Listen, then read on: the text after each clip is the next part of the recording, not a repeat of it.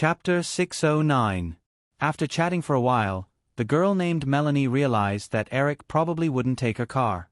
Although the first time she summoned the courage to strike up a conversation with a boy ended in failure, Melanie still politely said goodbye to Eric and drove away. The red Ford sedan drove across the Charles River. After a few dozen meters, Melanie turned into a small road and parked the sedan in the wide parking lot in front of the Harvard Business School. Melanie took out the daily necessities she bought from the rear compartment and walked to an apartment building on the east side of the parking lot absent-mindedly. Her mind was still thinking about the appearance of the guy just now. The feeling of déjà vu surged in her heart again. This time, Melanie realized that this was definitely not a psychological déjà vu. She must have seen the guy somewhere. She walked all the way to the apartment on the third floor and put the convenience bag on the coffee table in the living room. She inadvertently saw the Business Weekly on the side. Only then did Melanie suddenly wake up and picked up the Business Weekly in front of her and flipped through it. Business Weekly was bought by Melanie's roommate. The little girl from a British aristocratic family often read the information of a certain Hollywood big shot in the newspaper. It was said that the two had a brief encounter, so she was ridiculed as a little man crazy. After quickly flipping through a few pages, Melanie quickly found a photo of Eric in high spirits at the signing conference of Firefly's acquisition of ABC. She reached out her hand to cover the eyes of Eric's profile picture and looked at it. She imagined for a moment how Eric looked like wearing the casual clothes of the guy just now. Finally, she threw the magazine back to the coffee table and leaned on the sofa and said to herself, "It really is Eric Williams. No wonder he is not even willing to introduce himself." Melanie recalled that every time she caught her easily shy roommate secretly reading the news of Eric Williams in the newspaper, she would use all kinds of gossip about the young Hollywood mogul to attack her. Melanie inexplicably felt a little ashamed. Melanie couldn't help but recall their brief encounter just now. Although Eric refused to introduce himself, he took the initiative to help her open the trunk in a very gentlemanly manner, as well as the humor and casualness in his words, proving that he was definitely a very charming man. Perhaps, if he had really gotten into her car and revealed his identity, knowing what kind of person he was, she probably wouldn't have been able to resist this kind of attraction. With this in mind, Melanie couldn't help but mutter to herself, if little fool knew that Eric Williams had come to Boston, she would definitely be very happy. Melanie knew that the little love-struck fool had no contact with Eric Williams. When she realized this, she suddenly hesitated, or rather, she was a little jealous. She didn't want to tell him this from the bottom of her heart. She imagined that in the future, she would see her roommate secretly looking at his information like a mouse looking for food, while she had a chance encounter with him on a certain street. Melanie felt a faint sense of superiority and satisfaction. Eric looked at the road signs on the side of the road and realized that the soldier factory that Melanie had just mentioned was probably the residential area east of the Harvard Business School. Along the way to the Harvard Business School campus, Eric looked at the surrounding buildings under the shade of green trees and wandered aimlessly for a while. He walked to a bench at the crossroads of a teaching building and sat down. Through his sunglasses, he casually looked at the students in 2s and 3s. At the same time, he was also looked at by some curious eyes from time to time. Any mysterious place that people admired for a long time, in fact, once they were there, they didn't have any sense of mystery. Inexplicably a little dispirited, Eric sat for a while and felt a little hungry. He was planning to find a restaurant to eat something when he heard a man and a woman talking at the intersection next to him. "Carolyn, I got the movie tickets for Universal's The Mummy. Let's go see it together tonight. It's starring Nicole Kidman." "Thank you for your invitation, Howard. But I'm sorry, I don't like Nicole Kidman." A female voice with a clear British accent politely replied. Although it was a rejection, there was still a hint of naivety in her tone. When Eric heard the name Carolyn and the girl's standard British aristocratic accent, he turned his head in surprise and looked at the petite figure walking side by side with another tall young man. He suddenly didn't know if he should open his mouth to greet her. When he felt Carolyn's strong feelings for him, Eric didn't want this fairy-like innocent girl to be hurt. He also didn't want her to come into contact with the noisy and impetuous vanity of Hollywood, so he ruthlessly drove the girl back to her original path of life. He didn't expect that less than a year later, the two of them would meet again here. Carolyn Wilson felt the young man wearing sunglasses sitting on the bench suddenly turn his head to look at her. She subconsciously looked over, and it was as if someone had cast a freezing spell on her. She was stunned for a full 3 to 4 seconds. It was only when Eric took the initiative to stand up that Carolyn blinked her beautiful big eyes in disbelief. Although Eric's current appearance was very different from what she remembered, and he was even wearing sunglasses, Carolyn still recognized Eric at a glance. "Eric, you. Why are you here?" Carolyn stuttered a little.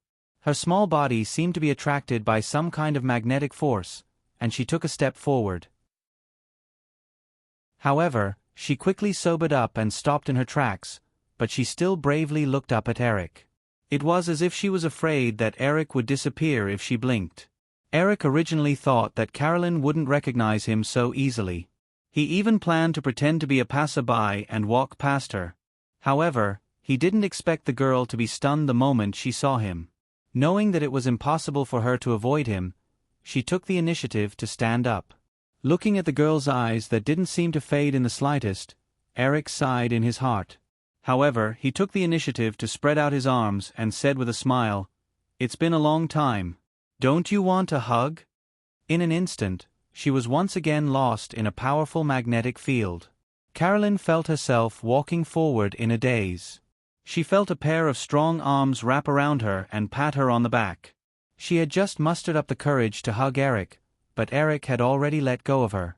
He asked, "Why are you here?" Although she was a little disappointed, Carolyn still replied, "I'm studying here." "Here? Business school?" Eric was a little surprised at first, but soon after, he couldn't help but laugh out loud. During their time together in Europe, Eric knew that Carolyn had all the characteristics needed to be a top student.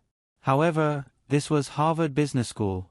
Eric found it hard to imagine what kind of situation it would be for a simple and shy little person like Carolyn to mix in with a group of ambitious people who wanted to become business elites. Seeing the girl he had chased for so long but couldn't even hold her hand so easily throw herself into another man's arms, the tall young man who was directly ignored was already extremely depressed. Hearing Eric's words, the young man called Howard finally felt that he had found an opportunity to interrupt. He stepped forward and said, "Sir, why can't Carolyn study in business school? Are you discriminating against her?" Before Eric could answer, Carolyn, who was blushing slightly from Eric's slightly teasing laughter, immediately retorted for Eric, "Howard, how can you say that? Eric is just joking." Since his rebirth, what Eric hated the most was that people easily put the label of discrimination on other people's heads, especially in Hollywood. Due to the scruples of racial discrimination, the glass-hearted black film stars had basically received the special treatment of only playing good people. And whether the movie actually needed it or not, a large number of black actors must appear in all mainstream movies, causing the audience in other countries to have the illusion that black people accounted for 50% of the total population of the United States, not only 10%. However, in such a society, many things were destined to be tolerated. And Eric usually chose to completely ignore this kind of provocation. Hearing Carolyn defend himself, Eric revealed a faint smile at the corner of his mouth. He completely ignored the young man next to him and said, "I am discriminating against you. I really want to see your situation in the business school class." Carolyn shyly glared at him, but the corners of her mouth were slightly raised. She said, "Eric, you are still so bad." Eric almost couldn't help but reach out and pinch her delicate face. He said, "Since we've met, take me around. I don't know where to go yet." Carolyn thought of the situation when the two of them used to get along in Europe and was a little excited. "Okay." Eric pointed to a building not far away. "Then let's go. Take me to the library first." Eric chose to ignore the young man named Howard, but Carolyn's upbringing didn't allow her to do so. Seeing that Eric was about to leave, the girl pulled on Eric's sleeve and gestured to the young man next to her. She said softly, "Eric, you can't be so rude." Hearing Carolyn's words, the young man, whose face had turned slightly green due to Eric's disregard, instantly felt as if he had taken a bottle of energy potion. He felt that this was an opportunity for him to show off his gentlemanly demeanor in front of Carolyn. He modestly extended his hand to Eric. "Hello, I am Howard Hines." Although the young man tried his best to make his tone sound more humble, when he revealed his surname, there was still obvious arrogance unconsciously. Since the other party had deliberately emphasized the pronunciation of Heinz, Eric naturally could not guess his background. He was a member of the Heinz family that controlled the world's largest food company, the Heinz Group. Eric never had any intention of accommodating people he didn't like. Moreover, in this world, there weren't many people who wanted to find some sense of superiority from him. The one in front of him was even less likely to be one of them. Since the other party hadn't recognized him, Eric naturally didn't mind introducing himself. Taking off the sunglasses he had been wearing, Eric extended his hand to shake the other party's hand. "Hello, I am Eric Williams." Walking side by side with Eric on the forest road, Carolyn recalled the comical appearance of Howard Heinz when he had almost fallen down after hearing Eric's self-introduction. In the end, she couldn't maintain her ladylike demeanor and suddenly laughed softly. Seeing Eric staring at her, Carolyn blushed and said, "Eric, Howard has always been the proudest person in our class. His self-esteem must have been hurt by you this time." Eric picked up the sunglasses that had slipped a little and continued walking forward. He said, since he uses his family identity as the source of his self-esteem, of course he has to be aware that someone more powerful than his family is hurt. Carolyn followed Eric step by step and looked up at Eric. There was a little admiration in her voice as she said, "There aren't many people who are as powerful as you." Eric asked, "Isn't there a lot of rich people in Harvard Business School?" "There are a few, but not that many. Just like in our class, half of them relied on loans to study for their MBA. They are all very hard-working." Eric then remembered something and asked, "Then what's the matter with you? Shouldn't you be in Cambridge?" Rachel said that if I didn't do something I didn't dare to do, then I would have to live like the other noble ladies. That's why I came to Harvard to study for an MBA. Although she said that, Carolyn's gaze drifted around, not daring to meet Eric's eyes. Eric, of course, knew that the reason why this girl came to America was mostly because of him. Although he didn't know much about the Wilson family, Eric could still imagine that Carolyn must have had a lot of disputes with the elders in order to get the opportunity to study at Harvard. Looking at the girl's guilty look, Eric didn't want her to be too embarrassed and took the initiative to change the topic. "Harvard Business School should be very difficult. I heard that the acceptance rate is only 11%. Also, you should have missed the opportunity to apply last year. My father and the dean of the business school are good friends. My family has always donated money to this school. My father personally came out to mediate." "Oh." Eric deliberately showed a look of understanding and teased, "So you got in through connections." Carolyn immediately raised her face and retorted with a deadpan expression, "Of course not. I passed the entrance test." "Well, you passed the entrance test because of connections." Carolyn angrily glared at Eric. "You..." "Humph, after coming to America, I found out that you are so bad." Eric laughed and said, "How am I bad? Tell me so that I can turn over a new leaf." Carolyn opened her small mouth and wanted to say something, but she hesitated for a moment. She seemed to think that if she were to talk about the gossip about Eric in the newspaper, it would be very unladylike. She hesitated for a while and finally said, "You were very bad when you deliberately made fun of Howard." The two walked into the library together and looked around for a while. Eric didn't like the cold-tone decorations of the Harvard Library very much, so he quickly left after a while. They walked around some other places until evening, when they walked into a small restaurant on campus.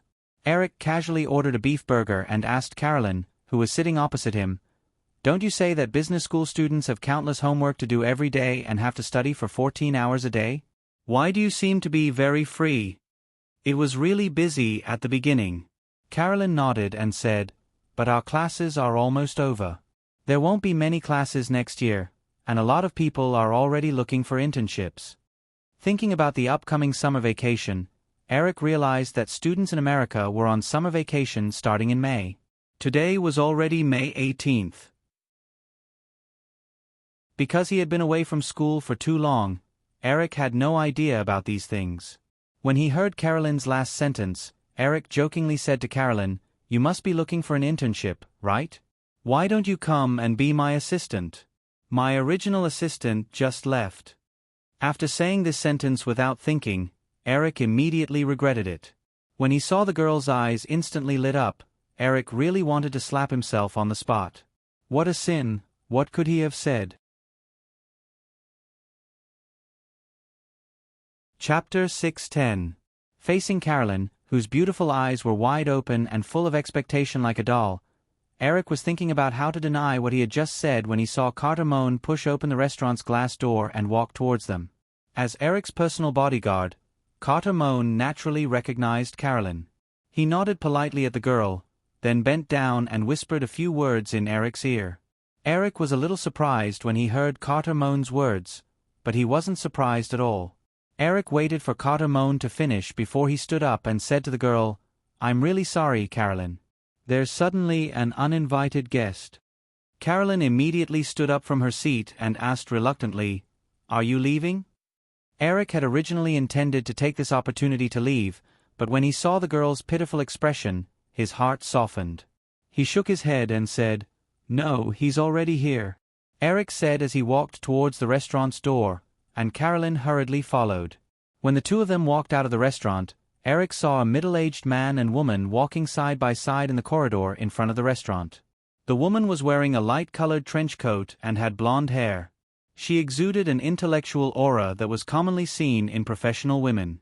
The man was wearing a gray suit and had messy curly hair. He wore round black-rimmed glasses and had a habitual confident smile on his face. Carolyn stood beside Eric and said with some surprise, "It's Bill Gates. Why is he looking for you? He doesn't have good intentions." Eric replied softly and went forward to welcome them. Carolyn was a little confused by Eric's words, but she still took the initiative to follow him. "Hello, Eric.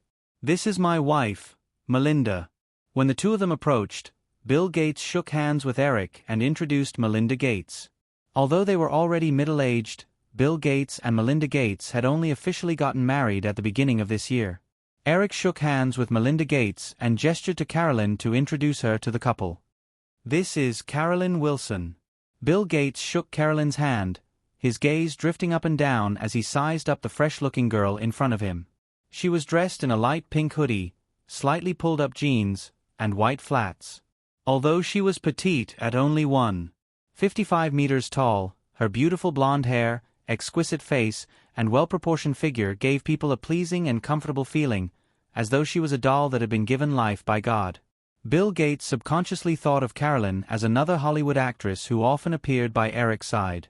He couldn't help but feel envious of the fact that all kinds of beauties always appeared by Eric's side. After introducing themselves, Eric pointed to the restaurant behind him and said, "Carolyn and I were just having our meal.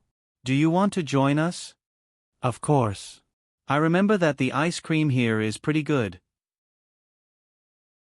I haven't eaten it for many years." Bill Gates nodded. They walked into the restaurant together. When the waiters saw Eric get up and walk out, they almost chased after him to make him pay the bill. When they saw Eric, who had already taken off his sunglasses, and Bill Gates, and the others walk in again, the waiters couldn't help but look agitated, although they didn't lose their composure. Eric brought Carolyn and the Gates couple to a seat in the corner and ordered some snacks. Carter Moan knew that his boss and Bill Gates definitely had something to discuss. He softly dismissed a waiter who wanted to come forward and took the initiative to occupy a nearby seat with another bodyguard. Bill Gates's entourage did the same, separating Eric and the rest from the other diners. After simply tasting a few mouthfuls of ice cream, Bill Gates didn't hide anything and went straight to the point. "Eric, sell Yahoo to me." Eric wasn't surprised that Bill Gates already knew the new name of the three companies after the merger.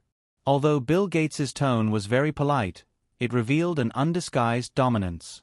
Even Carolyn, who was originally curious about Bill Gates, couldn't help but frown. Since the other party was so straightforward, Eric decisively shook his head and said, "Not selling." Bill Gates's smile didn't change. He said, "Eric, Firefly just issued $8 billion of bonds. You must be under a lot of financial pressure. I can give you $600 million in cash." Until now, Eric had only invested a total of $100 million in the three companies. Even if he sold them according to Bill Gates's price, the profit would be close to 500%. But unless Eric was crazy, he wouldn't sell Yahoo, which had just completed the merger and had a bright future. Bill, I definitely won't sell Yahoo. Why don't we talk about something else? $600 million was far from Bill Gates's bottom line. Bill Gates thought that Eric was complaining that his price was too low, so he said, "How about $650 million? Microsoft is very sincere." Carolyn, who was sitting obediently beside Eric, couldn't help but chuckle when she heard that Bill Gates was only willing to increase the price by $50 million and still had the face to say that he was sincere. But the girl immediately realized that she had lost her composure and quickly apologized to Bill Gates. I'm sorry, Mr. Gates. Although Carolyn looked like she was sincerely apologizing, Bill Gates was still slightly annoyed by Eric's little vase. He even felt that Eric shouldn't continue to keep his little lover by his side in this kind of situation. However, Bill Gates felt that Carolyn was Eric's woman after all, and it wasn't up to him to scold her. So he smiled politely and said, "Miss Wilson, is there anything wrong with what I said?" Carolyn looked at Eric cautiously. She still didn't understand what was going on. If her chuckle ruined the business negotiation between Eric and Bill Gates, she would definitely die of guilt. Eric, of course, didn't mind Carolyn's sudden interruption. He encouraged her and said, "If you have anything to say, just say it, Carolyn. I'm also very curious." Carolyn was slightly relieved. She looked at Bill Gates again and said softly, "Our mentor has been paying attention to the 3 companies in Eric's hands since last year. He said that the 3 companies are almost one. Some time ago, he even asked us to do a case study on them. Although we didn't get the detailed data, based on the number of potential users and development potential, the total value should be about $1 billion. Mr. Gates, your price is too low." Perhaps she felt that her last sentence was too direct, but after she finished speaking, the girl's face turned slightly red. But she still looked at Eric expectantly. Eric nodded approvingly at Carolyn. She looked like a little kitten waiting for a reward. He suppressed the urge to scoop up a spoonful of ice cream and feed it to her little mouth. He said to Bill Gates, "Carolyn is studying for her MBA here. I think Harvard's professional judgment should be more accurate. So, Bill, I think we shouldn't talk about the acquisition anymore. Why don't we cooperate?" As Microsoft's position became more stable day by day, Bill Gates was like a king in Microsoft. Even outside Microsoft, almost everyone was polite to him. So, Bill Gates was a little angry when he heard Carolyn's words. When he heard Eric talk about cooperation, he asked sarcastically, "How do you plan to cooperate?" Yahoo's browser can become Microsoft's pre-installed browser software. I know that Microsoft will be launching a new operating system next year. This can achieve a win-win situation. If Microsoft is willing to pay an exclusive fee, Yahoo doesn't mind stopping Yahoo's browser support on Linux, Mac, and other operating systems for a period of time. More users will switch to the Windows operating system. In Bill Gates's view, it was always Microsoft's application software that invaded other operating systems. There had never been a precedent of external applications being Microsoft's pre-installed software, let alone the other party asking Microsoft for an exclusive fee. This was simply a dream. Bill Gates laughed and shook his head at this young man's naive proposal. "Eric, you are doing so well in Hollywood. Why don't you focus on the media industry?" Eric smiled and retorted, "Isn't Microsoft also interested in the internet industry?" Bill Gates was silent for a while. He then looked at Eric and said in a deep voice, "Eric, although your browser software has almost taken over the market, Microsoft can still produce their own browser software. Also, don't forget that I own the world's most widely used operating system platform. On this platform, I set all the rules." This was a threat. Bill Gates was hinting to Eric that if he does not agree to sell Yahoo to Microsoft, Microsoft does not mind doing something to stop Yahoo's browser software from running on Microsoft's platform. But Eric was not angry when he heard Bill Gates's threat. Instead, his fighting spirit was ignited. In the original spacetime, Although Microsoft's binding strategy was a part of the reason why Netscape failed, the most important reason was that both Microsoft and Netscape used the same browser kernel called Mosaic. Therefore, regardless of whether users chose IE or Netscape, they could achieve good compatibility with most of the websites on the Internet. This solved Microsoft's biggest problem in promoting IE on Windows. However, in this spacetime, because Eric launched the brand new Internet Explorer browser a year ago and quickly occupied the browser market for free, the Mosaic core browser did not appear again. Moreover, even if Mosaic did appear again, because it was a completely different browser core from Internet Explorer, and many websites had adapted to the technical standards of the new Internet Explorer in the past 2 years, a brand new core browser could cause a large number of websites to be unable to display. Therefore, it was difficult for the Mosaic browser to be popularized again. This was the problem Microsoft faced since then. Unless they ignore the legal risks and use the new IE's registered patents, it will be difficult for them to introduce a mature browser in the next few years. Eric looked at Bill Gates, who seemed to be waiting for his final answer. He smiled gently, leaned forward slightly, pressed his fingers on the table, and said, "Bill, a few days ago, when I checked the browser company's cumulative list of technologies, I found that they had unknowingly accumulated 337 patents on browser software and related technologies. If Microsoft is going to develop their own browser, please check the patent list carefully before making any further decisions. Actually, we are the same kind of people. I don't mind sharing my things with others, but they must get my permission first. Also, Yahoo is not one of those small companies that can only admit that they are unlucky when their patents are infringed or pushed out. If I find out that someone wants to take something that belongs to me for themselves, even if it is only worth $1, I don't mind spending $1 billion to sue them. You should know that I can do this easily.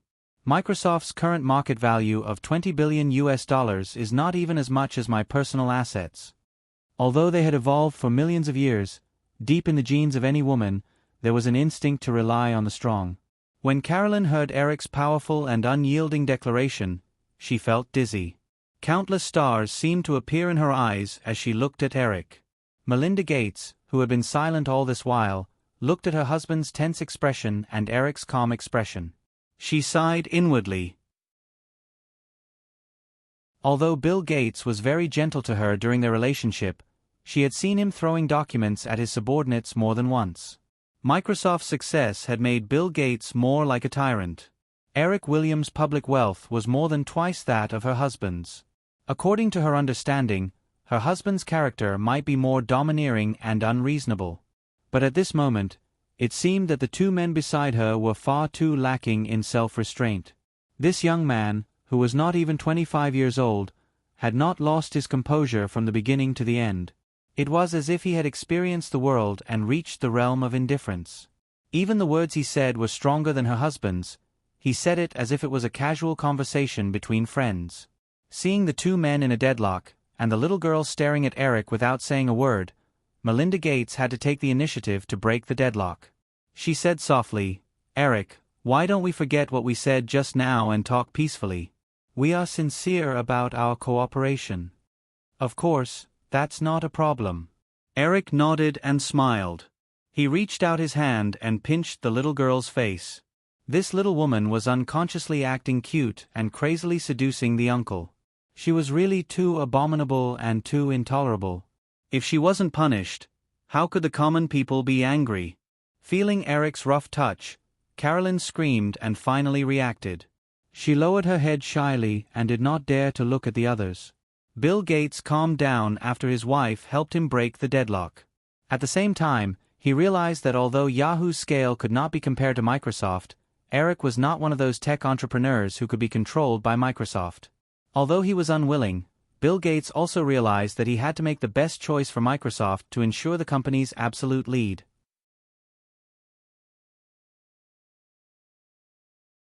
Chapter 6:11. Before 1995, although Microsoft had become the dominant operating system market leader, their annual turnover was only about $2 billion. Their main competitor, Apple's annual turnover was more than $1 billion. Compared to Apple, Microsoft does not have an absolute advantage. There was still more than a year before Windows 95 would be released. Although Microsoft was very optimistic about this new operating system, No one in the world, except for Eric, could have predicted how Windows 95 would destroy everything before it was released.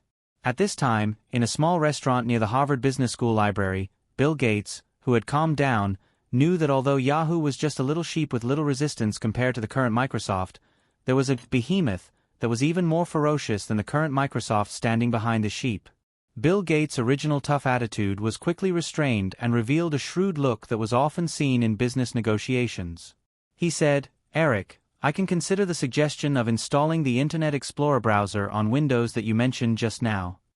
It will be Yahoo's browser soon. I think you should know that I had just integrated 3 companies." Bill Gates was unhappy with Eric's sudden interruption, but he still replied patiently. "Fine. Yahoo's browser. If Yahoo's browser is going to be Windows pre-installed software, it must be exclusive to Windows." Although Eric knew the development trend of the operating system market in the next few years, Microsoft's Windows system only had 60% market share.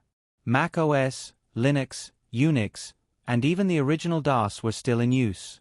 He could not reveal any clues in advance. He shook his head and said, "That's impossible. Letting Windows monopolize Yahoo's browser technology in the short term is already the biggest concession I can make. If we follow your suggestion, unless Windows can completely dominate the operating system market, Yahoo will automatically give up more than 40% of the operating system platforms. That's obviously impossible. If Yahoo gives up all other operating systems, it will be binding Yahoo's browser to Microsoft. If Microsoft suddenly turns on them, Yahoo will be in a passive position. Microsoft's reputation in this area is not good. Windows 95 is not released yet, and even Bill Gates does not have the confidence to monopolize the operating system market." Although he did not agree to Eric's suggestion, he did not refute. "I will consider this. But Microsoft will not allow an unrelated company's application to be installed on Windows. If Yahoo's browser is to be installed on Windows, Microsoft needs to get at least 40% of Yahoo's shares. Yahoo will be IPO next year. If you sell 40% of your shares to Microsoft, you all will become Yahoo's biggest shareholder. This is no different from selling Yahoo to Microsoft. Also, Microsoft's offer is much lower than my expectations." Eric had wanted to reject Bill Gates, but he suddenly had an idea. He decided to give Bill Gates a good bait. "I can promise you that Microsoft will acquire 30% of Yahoo's shares. But it will not be now. It will be 5 years later, and I will give you 30% of the shares. 5 years later, Microsoft can choose to acquire 30% of Yahoo's shares based on Yahoo's market value at that time." Bill Gates is thinking in his heart. He has high hopes for Yahoo, but he does not believe that Yahoo can overtake Microsoft in 5 years. Microsoft had estimated Yahoo's value to be between $8 billion to $1 billion. Even with the best estimate, Yahoo's market value will increase by 10 times in 5 years, and Microsoft will only need $3 billion to acquire 30% of Yahoo shares. Microsoft's market value is increasing by more than 30% every year. 5 years later, Microsoft's market value will increase to $80 to $100 billion. At that time, $3 billion will be nothing to Microsoft. Microsoft only needs to buy 30% of Yahoo's shares in the open market to become Yahoo's biggest shareholder. After that, it will be easy for Microsoft to acquire Yahoo through hostile takeover. Eric had been paying attention to the changes in Bill Gates' expression without batting an eyelid. Seeing Bill's expression gradually relax, or perhaps he had thought of something good and even revealed a smug smile, Eric knew that Bill Gates had fallen into a trap. Bill Gates felt there are no loopholes in his plan, and he said, "Eric, I can consider this. Also, Yahoo must give Microsoft some of its patents. If you insist, of course, that's not a problem." Eric seemed to be very easy to talk to. He continued to ask, "Anything else?" "That's all for now. If you think of other conditions, we can add them during the negotiation." "All right," Eric said. "Since you've stated your conditions, I'll talk about mine. If we can reach an agreement, we don't have to consider the details such as exclusive licensing fees. However, Yahoo guarantees that the Yahoo browser on the Windows platform will continue to be ahead of other platforms, but Microsoft must also guarantee that they will not release their own browser software within 5 years. Eric had originally planned to rely on the Windows platform for some of Yahoo's technical software development. Therefore, Yahoo did not even need to make any adjustments to its layout if Windows had the latest technology of Yahoo's browser. At this time, it could be used as a bargaining chip in exchange for some benefits. Bill Gates suddenly felt that Eric was too inexperienced. As long as Yahoo enters the capital market, Yahoo will be Microsoft's in 5 years. Also, 5 years is enough for Microsoft to understand all the technical details of Yahoo's browser and develop a replacement technology.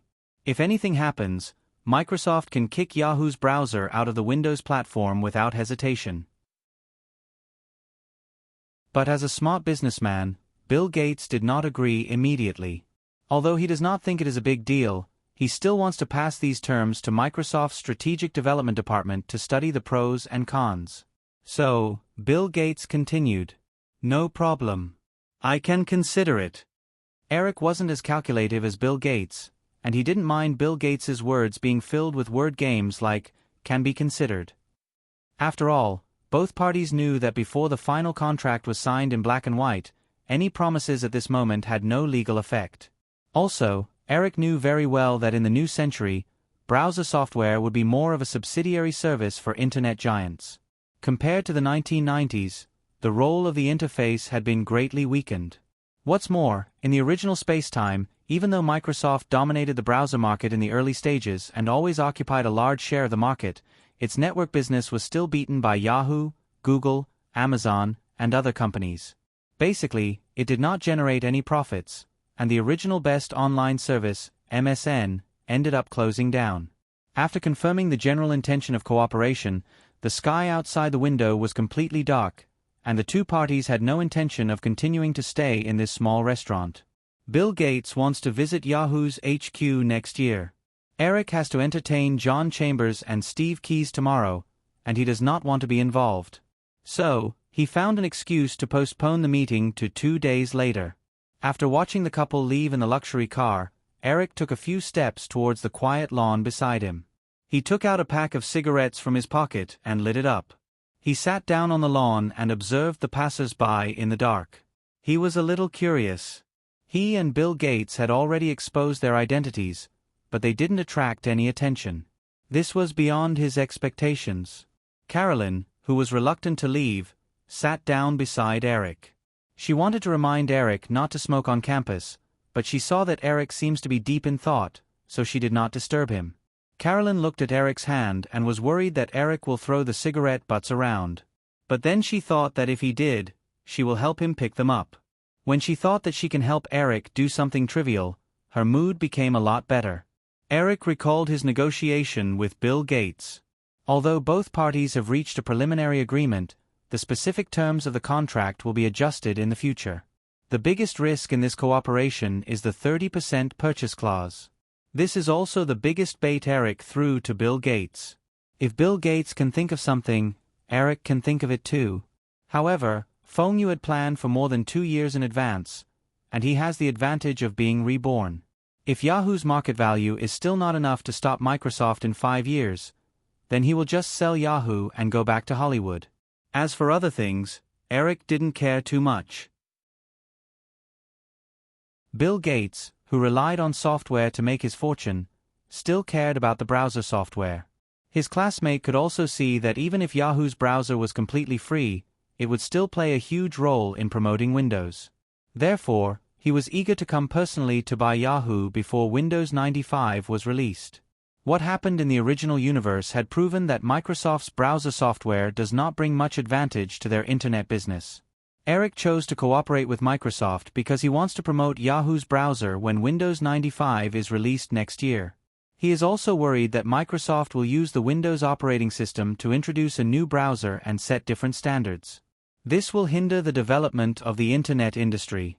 In the original universe, Microsoft's Internet Explorer and Netscape browser use the same Mosaic core, but they still introduce different standards.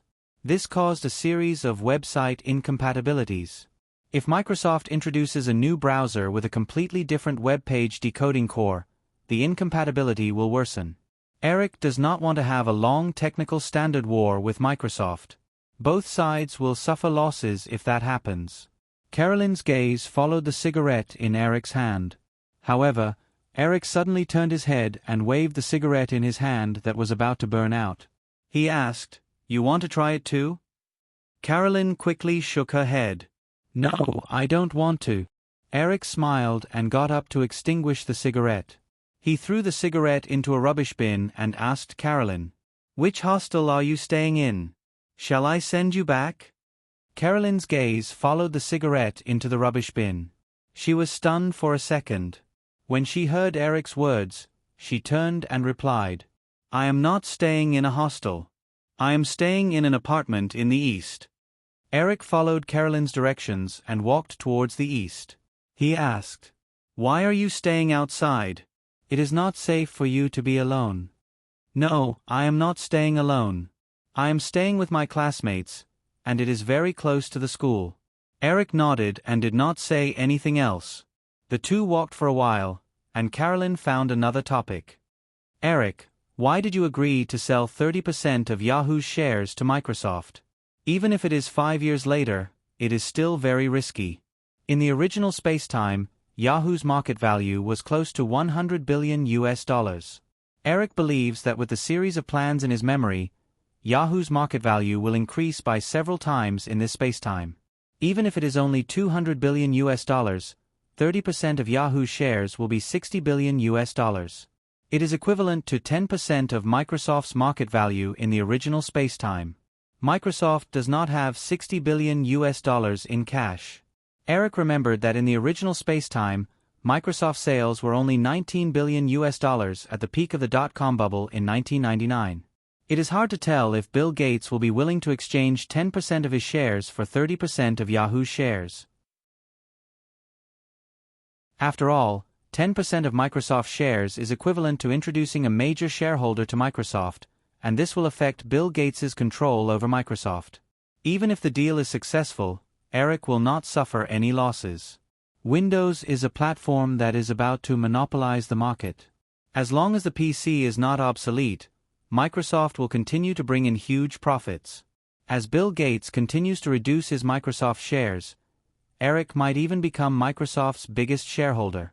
Moreover, even if Microsoft did not encounter any antitrust investigations in this spacetime, the dot-com bubble would inevitably burst one day based on how crazy it was. After the dot-com bubble burst, the share prices of the dot-com companies will plummet. Eric can still use the funds he made during the bubble to complete his second expansion of the dot-com industry. However, this wasn't something he could tell the girl beside him. Eric casually said, "The greater the risk, the greater the reward."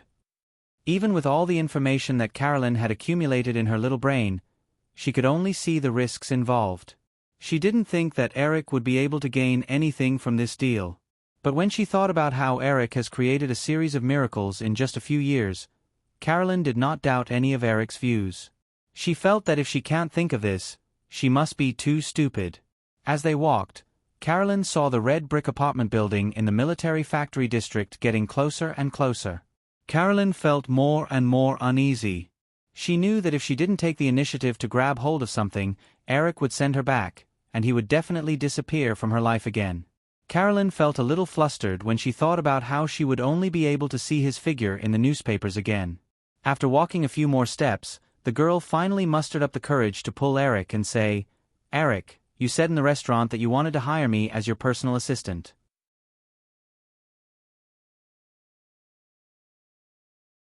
Chapter 6:12. If possible, Eric would rather have a delicate girl like Carolyn stay in a castle forever and be a carefree little princess. However, fairy tales could only be fairy tales forever. Moreover, most fairy tales did not have a real ending. Fairy tales that could really happen in this world were even rarer than Disney animated feature films. Faced with Carolyn's beautiful big eyes full of expectations, Eric could not bear to directly refuse, but he still said, "Carolyn, being my assistant is not an easy task. Although you can get an MBA from Harvard, it does not mean that you can adapt to this job. First, you will need to intern in my assistant's office for a long time, maybe a few months, or even a few years. Only by standing out in that environment can you go further. Although Alan did not have much work experience, when he followed Eric, Firefly had just started. Alan's personal qualifications grew almost at the same time as Firefly, so he was competent for this job and stayed by Eric's side for more than 5 years. In the past few years, as the scale of Firefly's system grew larger and larger, in addition to Alan, who was directly responsible for Eric, Eric's personal assistant office gradually expanded to a small team of more than 10 people. Although Eric rarely directly intervened in the management of Firefly, it did not mean that he was indifferent to the company's affairs. The most important part of this small team's work was to be responsible for summarizing the important financial, personnel, project decisions, and other information in Firefly's system, and then hand it over to Eric for review. Another important part of the team's work was to follow up on all the movie and TV series projects that Eric personally decided on in real time to ensure that these film and television projects did not deviate from Eric's production ideas. Although Chris was basically in charge of Yahoo, AOL, Cisco, Nokia, and other companies, there were still many things that were transferred to Eric through the team. In addition, the team was also responsible for Eric's personal finances, schedule, data collection, and other miscellaneous work. Eric had some thoughts of having a girlfriend. He tried to let Jennifer Connelly, who graduated from Stanford University, train in his assistant's office and then take over Alan's work. However, the girl did not last a month and quit. It was obvious that this job was not easy at all. Therefore, Eric had no confidence in this delicate little girl in front of him, who seemed to break at the slightest touch. However, Carolyn did not have the slightest intention of backing down. She did not want to continue to be an ignorant little girl in an ivory tower. Moreover, as long as she could be closer to him, she was sure that she could overcome any difficulties. Hearing Eric's relaxed tone, Carolyn immediately said happily, "Then I'll take it that you've agreed. After I finish my courses here, I'll go to Los Angeles around September." Eric thought for a moment. He seemed to not remember what he had just agreed to. However, looking at Carolyn's excited expression, he could only ask, "Will your parents agree?" "Eric, I'm already 23 years old. I can decide what I want to do." "Oh." Eric dragged out his words with a smile on his face.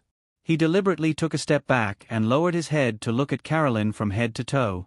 He had an expression that said, "I didn't know that you were already so old." Faced with Eric's naughty expression, Carolyn revealed a shy and helpless look. Under the streetlights, her originally white little face turned bright red. Eric had originally only wanted to tease her a little.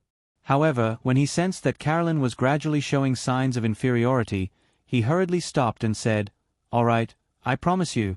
However, I'm not an easy boss.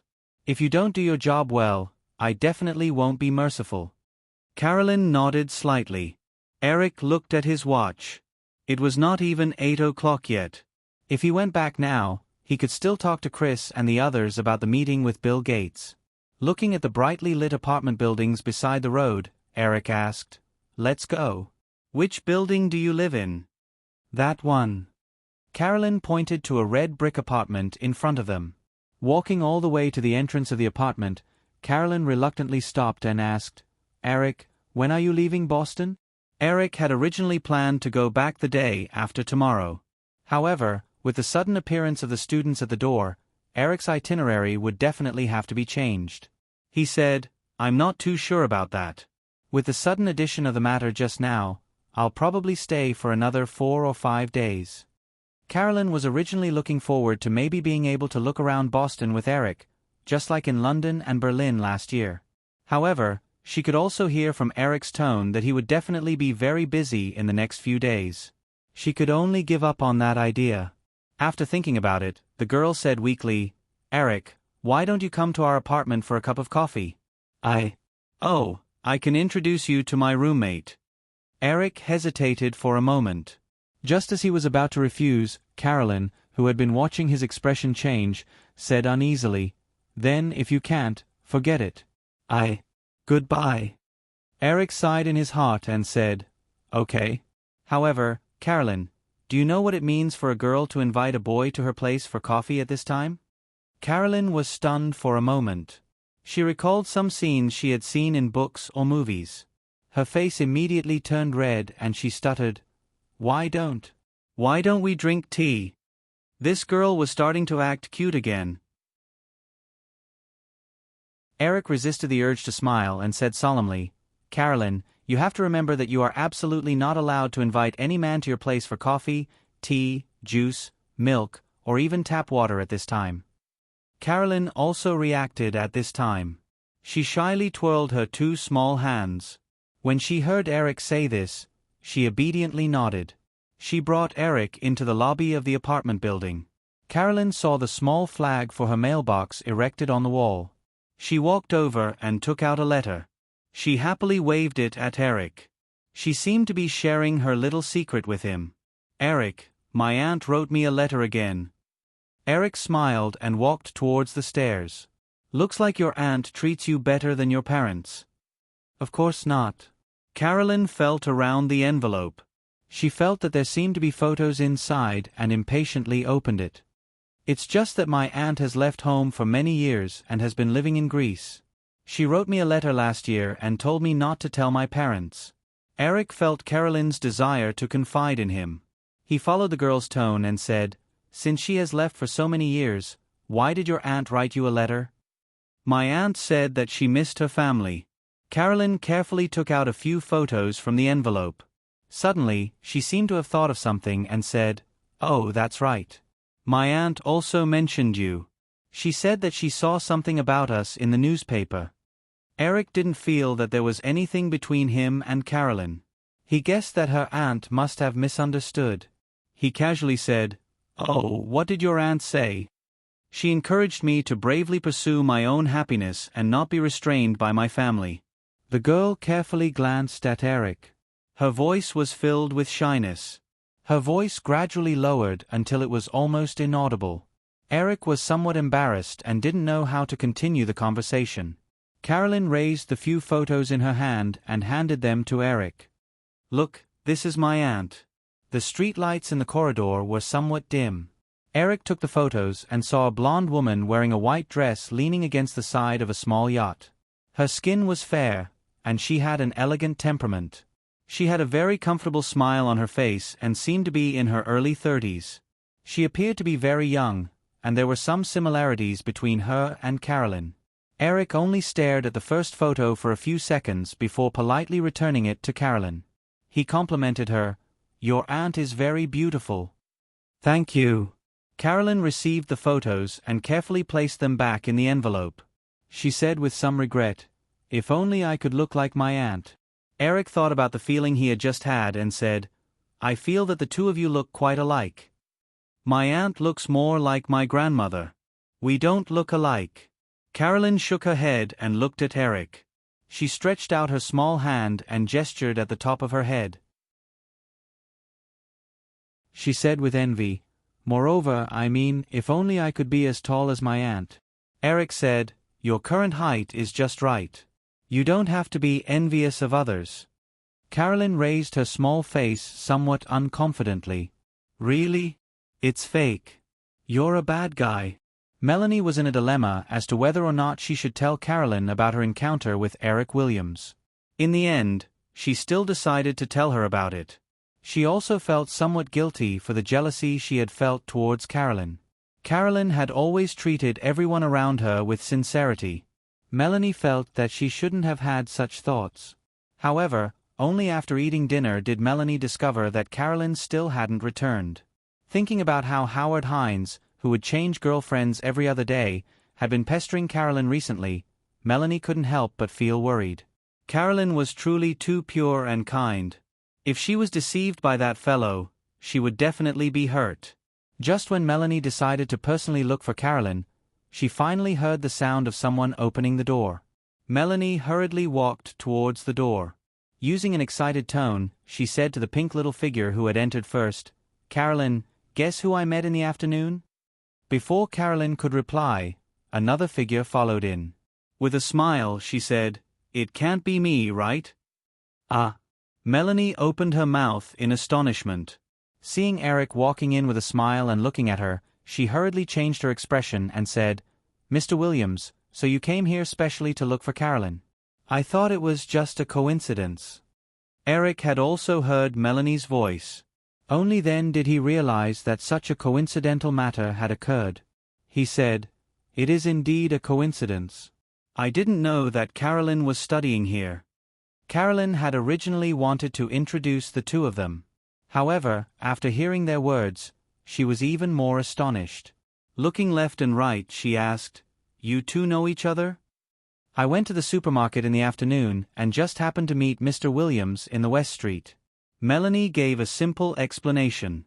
She then formally extended her hand towards Eric. "Hello, Mr. Williams. I'm Melanie Gerritsen. Call me Eric." Eric shook hands with the other party. If it were any other woman, they would definitely question Eric and Melanie's acquaintance at this moment. However, it was clear that Carolyn didn't care about this at all. Instead, she was extremely excited about the coincidence that the two of them were talking about. After letting Eric sit down, Carolyn walked towards the kitchen. Just as she reached the kitchen door, she seemed to have thought of something. Turning her head, she asked, "Eric, what do you want to drink?" Eric gave a gentle smile and said, "Let's just have coffee." Melanie sat down beside Eric. Although she was still somewhat reserved, she was clearly much more talkative than Carolyn. Seeing Eric casually looking around the interior of the apartment, she took the initiative to say, "This place was set up by me and Carolyn. Later on, Carolyn can bring you to her room for a tour. It's even more interesting there." As Melanie said this, she gave Eric a flirtatious wink. Eric didn't know what Melanie meant at all. However, a small head immediately popped out from the kitchen. "Eric, you're not allowed to enter my room. That's too impolite." When Eric heard Carolyn say this, he more or less understood what was going on.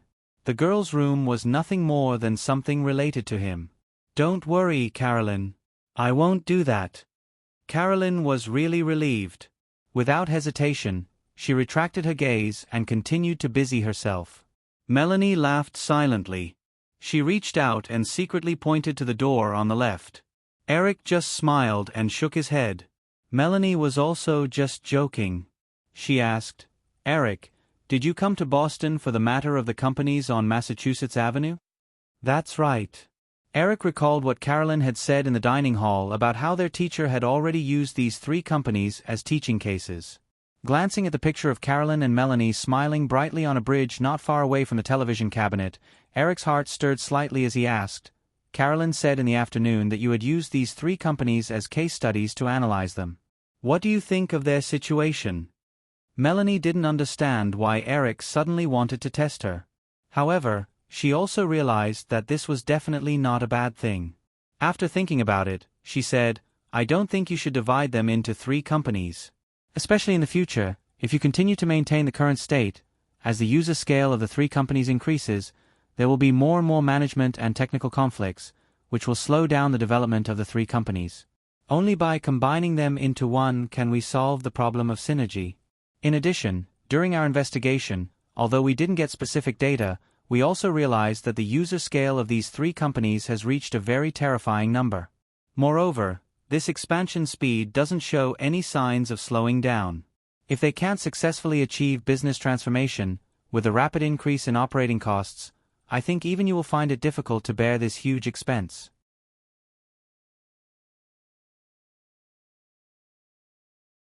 Chapter 613. After saying this, Melanie suddenly realized that since she could think of these things, Eric definitely would have thought of them. Even if he really didn't, the business elites around him would have thought of these things. Seeing Eric nodding slightly, Melanie asked with a smile, "Eric, you came to Boston this time to solve these problems, right?" "Last week, I just merged the three companies into a brand new Yahoo network company." When Melanie heard Eric say the name of the new company, she showed a look of realization and said, "Many people judged in class that the Yahoo portal was the focus of these three companies. Now it seems that this is indeed the case." Eric continued to ask, "What do you think about the business transformation?" Melanie said, "Placement advertising and membership services. I can only think of these two for the time being. In addition, I don't agree with the free strategy of the Internet Explorer browser. If a fee-based model is adopted, although the number of users won't expand as fast as it is now, the income brought is enough to maintain the normal operation of the three companies. Eric, can I know why you did this? The Internet Explorer browser has no competitors on all operating systems platforms so far. The free strategy is obviously very irrational. This is an agreement between me and the founder of the World Wide Web, Tim Berners-Lee. 2 years ago, many technical standards for the World Wide Web had not been formulated. In order to let the final version of the World Wide Web technical standards tilt toward the Internet Explorer browser, I chose to do this. Moreover, since you have realized that the Yahoo portal is the focus of the three companies, you should also understand that the browser software is more of an interface for Yahoo to expand the user scale of the Yahoo portal. In comparison, the profit of the software is not so important. Melanie remembered that since the World Wide Web was announced to be completely free to all users around the world last year, other small regional networks and fee-based networks quickly disappeared. The World Wide Web had now developed into a global internet network. For the sake of the technical standards of the World Wide Web, Eric chose the free strategy. Although he gave up temporary profits, he gained more. After all, once a standard was set, it would be difficult to change it. Eric, on the other hand, had a browser software product that met these technical standards. In the past 2 years, his company must have built a solid patent wall. Therefore, until someone else broke this patent wall, IE Browser would be the only one with no other browser. Simply put, IE had completely monopolized the Internet Interface channel. After thinking about the pros and cons, Melanie somewhat admired the courage of the young man on the other side of the sofa. To be honest, Eric, if I were in your position, even if I could understand the benefits of the browser-free strategy, it would be difficult for me to make the same decision as you. Not everyone can give up tens of millions of dollars of easily obtainable benefits. Although Carolyn was busy making coffee in the kitchen, she had been listening to the conversation between the two. At this time, she walked into the living room with a coffee pot and poured coffee for the three of them. When she heard Melanie's words, she said as if she had been praised, "That's why Eric is so amazing." Melanie looked at Carolyn's proud little face and teased, "Carolyn, why don't you tell me why you got a C in this class?" Carolyn's face was red, but she refuted confidently, "Now I can prove that my judgment is right." Eric, you don't know this, right? Almost all of Carolyn's class grades are A's, but in the case of Yahoo, she only got a C because we didn't investigate the content of the agreement between you and the World Wide Web Alliance. Yet, she insisted that there was nothing wrong with your strategy of making it free. She couldn't provide any evidence, but she still talked back to the teacher. As Melanie spoke, she recalled the situation at that time and laughed. Eric also smiled and said to Carolyn, "Maybe I can prepare some materials for you and let your teacher change your grade." Carolyn sat beside Melanie shyly in the face of the two's teasing. She held onto Melanie's arm and stared at Eric without any lethality. After joking around, Eric picked up the coffee and took a few sips. After putting down the cup, he asked, "Melanie, do you have your own work plan now?" When Melanie heard Eric's words, she immediately understood that Eric was testing her. She shook her head and smiled, "Not yet." "Then, what will it be like to work for me?" Melanie looked at Carolyn's sparkling eyes and asked tentatively, "What about Carolyn?" "Of course it will be the two of you together. In the next few years, I will increase my investment in the internet industry. Currently, my personal assistant team is mostly focused on the media. If you two join, you can make up for the lack of staff in this area." Melanie looked enviously at Carolyn, who was holding onto her arm without any scheming thoughts. Carolyn's eyes were filled with hope that she would agree. Although Eric's invitation was very sincere and she was extremely moved, she could still sense that Eric was doing this because he wanted her to work with Carolyn. At the same time, she would be able to take care of this naive girl without any scheming thoughts. Melanie was born in an ordinary middle-class family. In order to earn enough money for her MBA, she had worked in a securities company in Atlanta for 2 years after graduating from university. During these 2 years, she had deeply experienced the power struggle in the office. In that kind of environment, a girl like Carolyn, who had a pure mind and would not think of the sinister side of people's hearts, found it very difficult to adapt to it. The employees who could be chosen to work for a super media tycoon like Eric were definitely elites. There was no need to doubt their working ability. However, they were definitely more skilled in the office. If Carolyn was thrown into that group of people, even if she had Eric's personal protection, she would only be bullied. Furthermore, that group of people would definitely not let Eric find out that they were bullying this girl. With Carolyn's personality, she might not even find out herself. Eric did not realize that Melanie had already guessed his thoughts.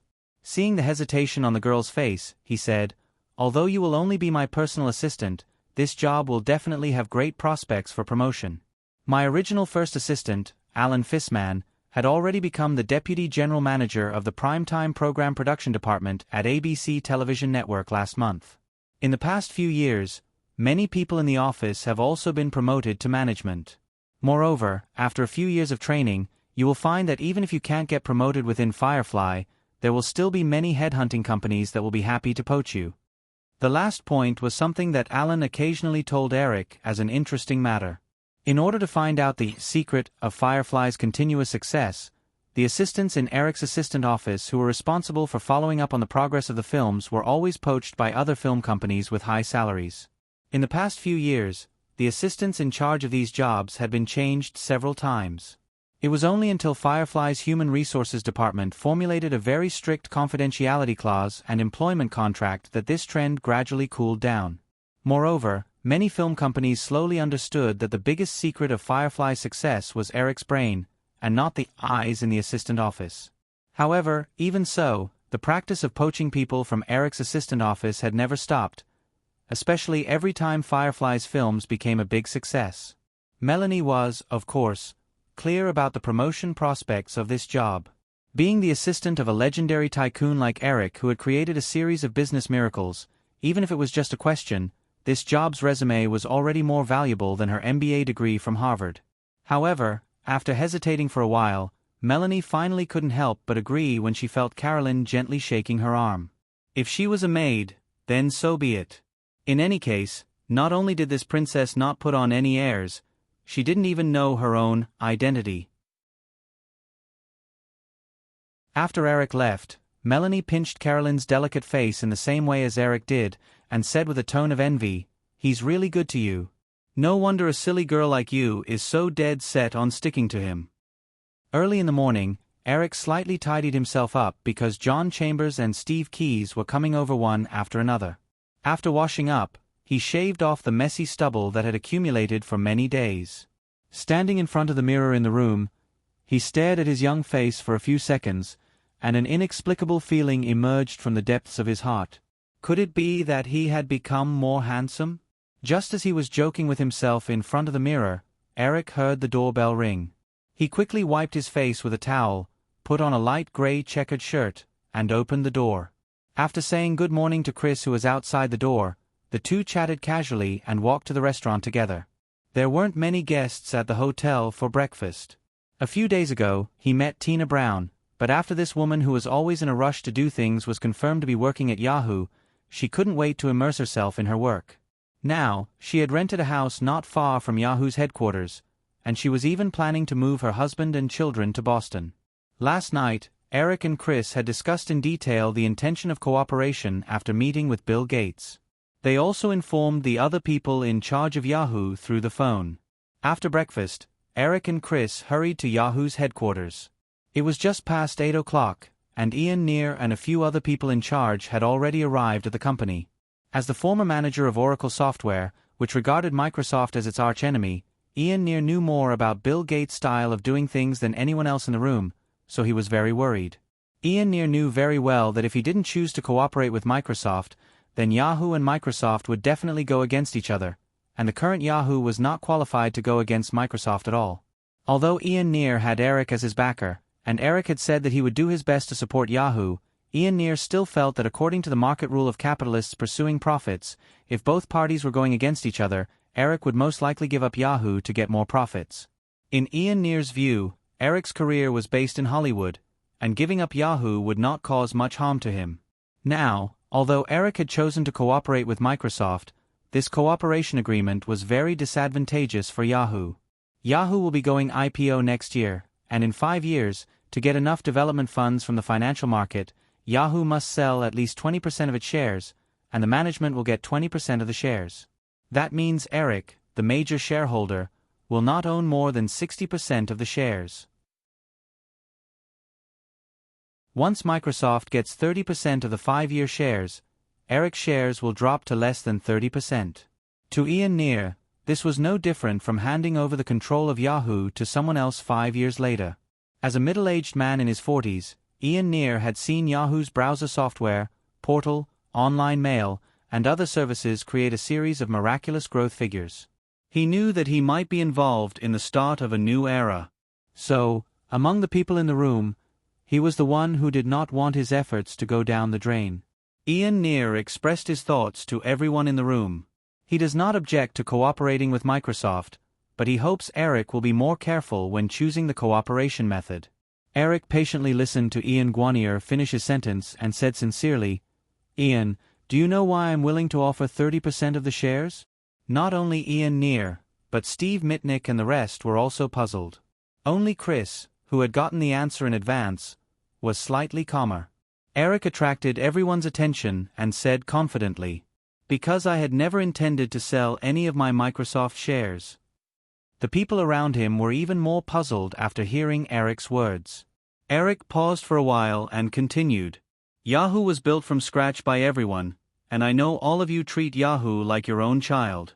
I feel the same way, and my expectations for Yahoo are much higher than all of you. The reason why I agreed to sell 30% of Microsoft shares in 5 years is because I hope Microsoft will realize they cannot afford it after 5 years. It is not difficult to achieve this.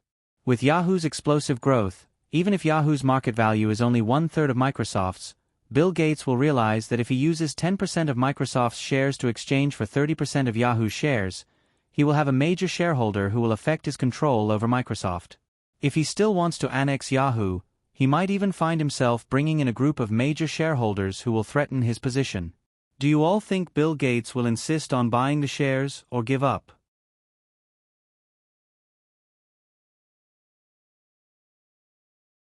Chapter 6:14. After Eric finished speaking, the conference room fell into silence. Although Eric's description of the future was very encouraging, Ian Neer and the others still couldn't help but think that it would be great if this plan succeeded, but what if it failed?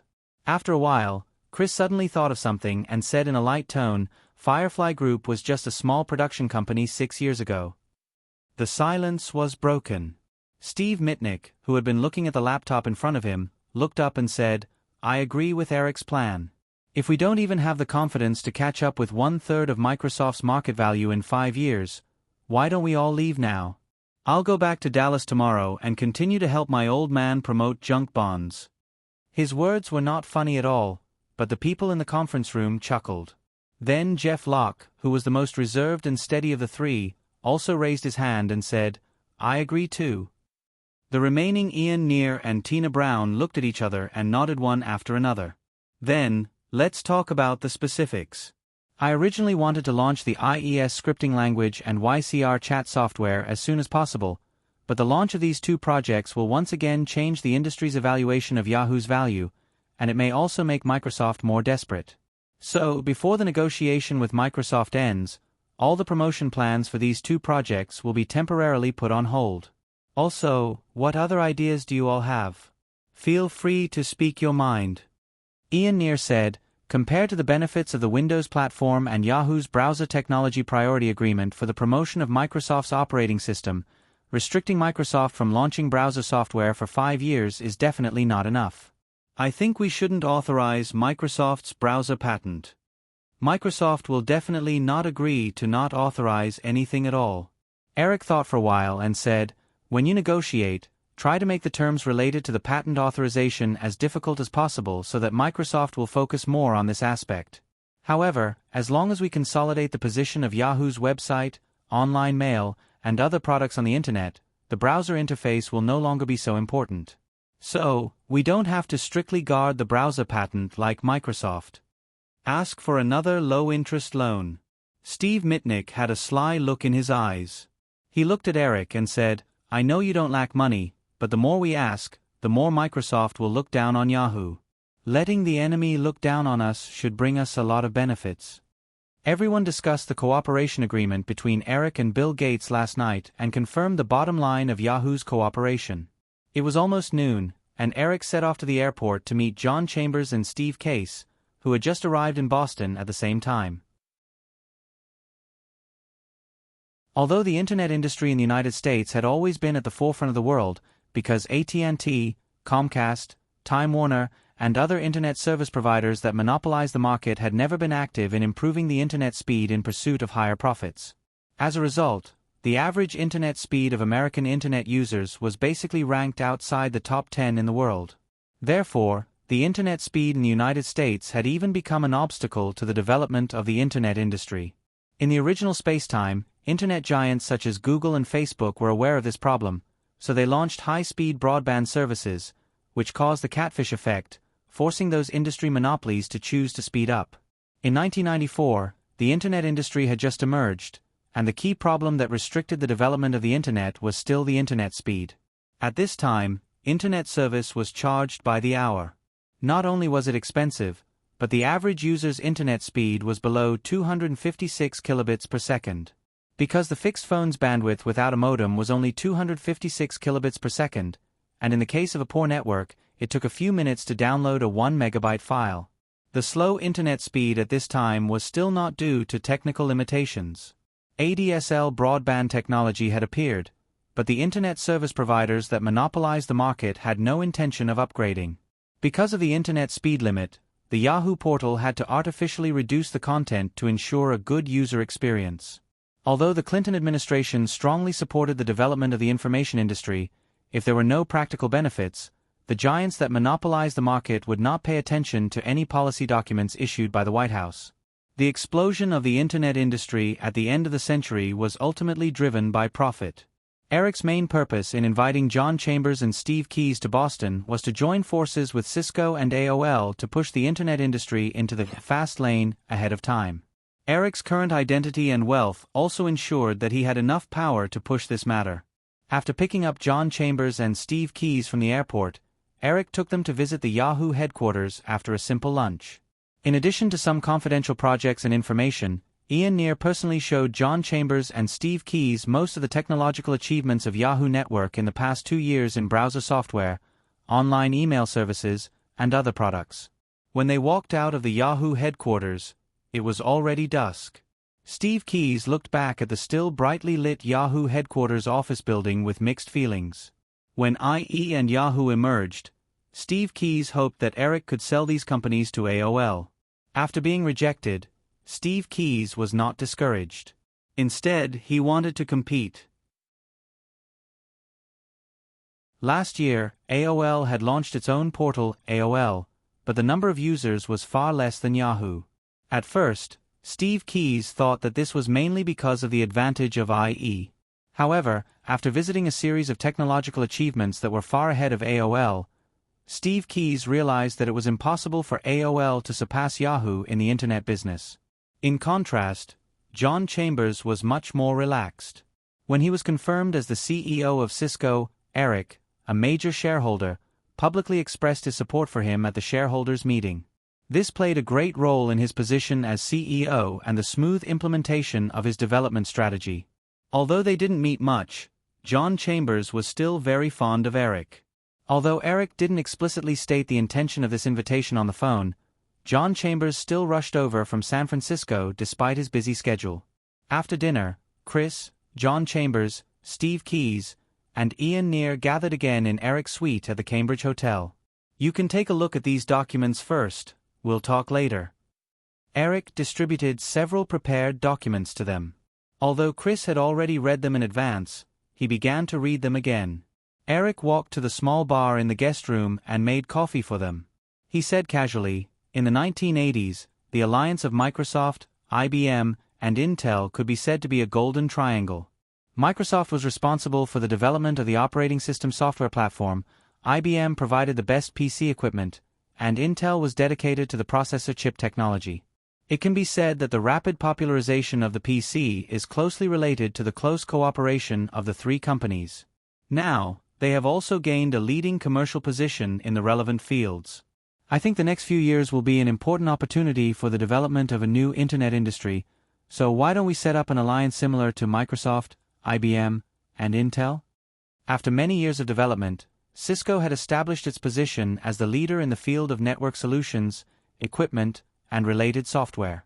As the helmsman of Cisco, John Chambers also felt the budding and rapid development of the Internet industry in recent years. During this time, he occasionally thought about how to take the opportunity to further Cisco's development. At this time, the Information Industry Alliance plan in his hand made his recent thoughts suddenly clear. Cisco, AOL, and Yahoo represented network equipment providers, network service providers, and network content providers respectively. The business areas of the three companies covered the entire network hardware and software industry. It was conceivable that if they could work closely together, the alliance formed by the three companies would definitely become an unparalleled behemoth in this new high-tech industry. After carefully reading the 7 to 8 pages of the Information Industry Alliance plan twice, John Chambers opened another document. This one was about the application prospects of ADSL broadband technology. John Chambers was no stranger to ADSL technology, but there was still disagreement within Cisco on whether to focus on this technology and develop corresponding products. At the same time, John Chambers was also very confused. Why would Eric pay attention to such a highly specialized technology with a limited application range? He looked up curiously and saw Eric personally handing him a cup of coffee. After thanking him, John Chambers did not rashly ask his doubts. He opened the document in his hand and continued to read. Eric, of course, could feel John Chambers' doubts, but he did not intend to explain. Anyway, he had shown enough abnormalities, so it did not matter if there were more. After more than 10 minutes of silence in the living room, John Chambers and the others closed the documents in their hands. Except for Steve Keys, everyone looked a little excited. Eric first looked at Steve Keys and said, "Steve, what do you think of this alliance plan?" Steve Keys smiled bitterly. At this time, AOL already had millions of fixed users. Although it could not be compared with traditional network service providers such as AT&T, it was already the most popular among the emerging companies in the industry.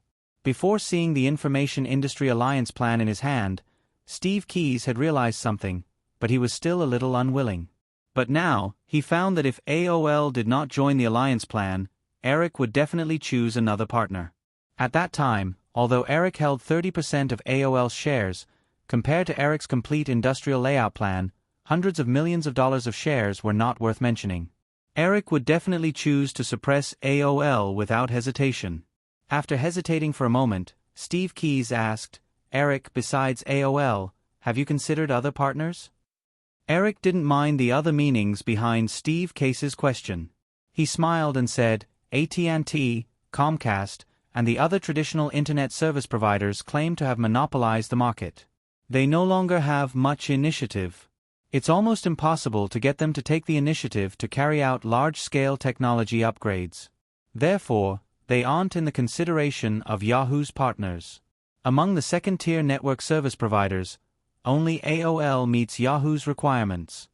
Steve Keys looked slightly relaxed, but when he saw Eric's relaxed look, he suddenly remembered that the reason why AOL could develop rapidly in the past 2 years was because of the $60 million investment provided by Firefly 2 years ago. Then he looked at Cisco's CEO, John Chambers, and the timing of Yahoo's emergence. Although Steve Keys was unwilling to admit it, he realized that Eric had probably been planning for today's plan since 2 years ago. Since this legendary young man had begun planning for today's situation 2 years ago, it was impossible that he did not consider today's situation. The main difference between Eric and Steve Keys was the online business such as AOL's portal. The alliance plan clearly stated that once AOL joined the Information Industry Alliance plan drawn up by Eric, it would need to withdraw from the portal and other online businesses and focus on the role of network service provider. However, seeing the development of Yahoo's portal, Steve Keys was somewhat reluctant to give up the online business. Eric certainly considered today's situation. However, AOL only had about 20% of the Internet users in the United States at this time. Compared to Yahoo's large-scale promotion of Internet Explorer, AOL's portal could only rely on its own client software to influence the number of users that it could influence. However, Yahoo's total number of users worldwide had exceeded 20 million. Therefore, Eric believed that the possibility of Steve Keyes refusing was very low. However, even if Steve Keyes chose to refuse, Eric was not without a backup plan. The YCR instant messaging software would be launched soon. Eric could imitate Microsoft's strategy in the original Spacetime and let Yahoo personally enter the field of network service providers. Like MSN, they could integrate the dial-up internet module into the YCR chat tool and use YCR's market advantage in the future to quickly promote Yahoo's network access business. However, the scope of Yahoo's business would expand again, and Ian Neer and the others would not be able to concentrate on implementing the Yahoo Technology Alliance and Yahoo Advertising Alliance plans. This was not the result Eric wanted to see.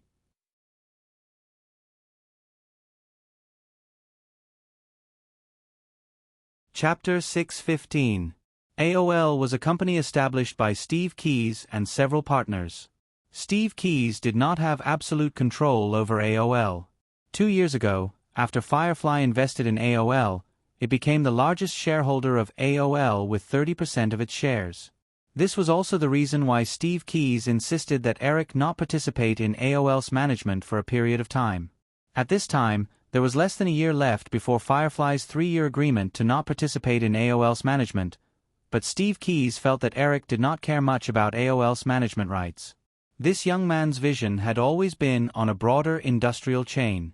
After weighing the pros and cons for a moment, Steve Keyes probed, "Eric, I personally very much hope to join this alliance plan, but I don't think AOL needs to separate all of its online business, right?"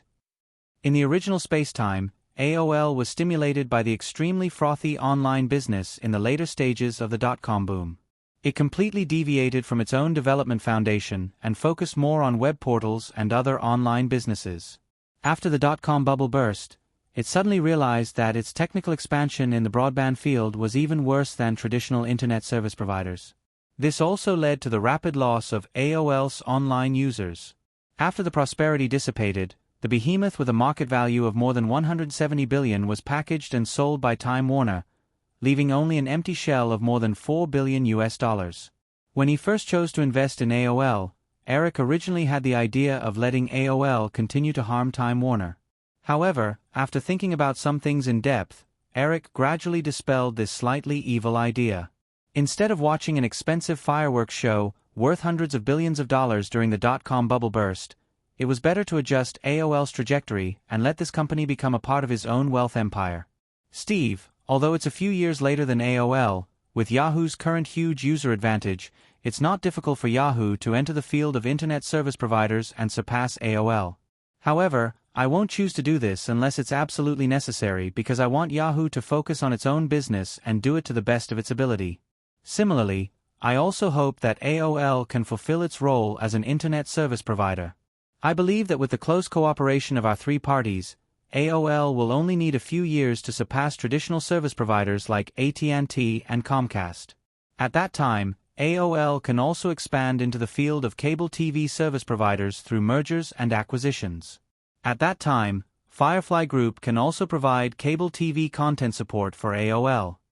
Having said that, Eric paused for a moment, giving Steve Keyes a moment to think before saying in a solemn tone, "So, now, between becoming an industrial giant or persisting in diversified development and not being able to achieve anything, which do you choose?" Steve Keyes showed a faint bitter smile. He could hear that Eric didn't give him a second choice. If they couldn't become allies, it was likely that they would become enemies. He was also moved by Eric's words. If he could become an industry giant like AT&T, Comcast, and Time Warner, it wouldn't be so difficult to give up the online business. "Eric, after all, this matter involves the future of AOL. I need to communicate with Bill and the others. In addition..." Steve Keyes waved the alliance plan in his hand and said, "Although AOL has already made profits, the existing capital is completely insufficient to support this plan. I hope that AOL can start the IPO plan ahead of time." Under normal circumstances, in a mature capital market, after a company went public, as more investors joined, the shares would become more and more dispersed. The shareholders' right to speak would gradually weaken, and the corresponding management would also gain more power. Although he was already inclined to Eric's plan, Steve Case still didn't want AOL to completely become a chess piece in Eric's industrial layout. He hoped to gain more control. In order to get more funds after the IPO, I hope AOL can continue to go public at the same pace. Eric shook his head and rejected Steve Case's suggestion. He didn't mind Steve Case's desire to gain more control. However, at this time, AOL's market value was less than $2 billion. Even if they publicly issued 10% of the shares, the amount of financing would not exceed $200 million. However, if they could push back the time by a year, with the same proportion of shares, the funds raised would definitely be doubled. After directly extinguishing Steve Case's idea, Eric quickly gave him a sweet date. As long as AOL agrees to this alliance plan, Firefly can provide $200 million of low-interest debt financing for AOL without any additional conditions. As an ally, Yahoo will also use portals and other platforms to take the initiative to promote AOL. They can even become AOL's network service distributor. Hearing the promise of $200 million of low-interest debt financing, Steve Case didn't have much resistance in his heart. However, Steve Case asked in confusion, "Eric, what does it mean for Yahoo to become AOL's distributor?" Eric said, "Yahoo is about to release an application software.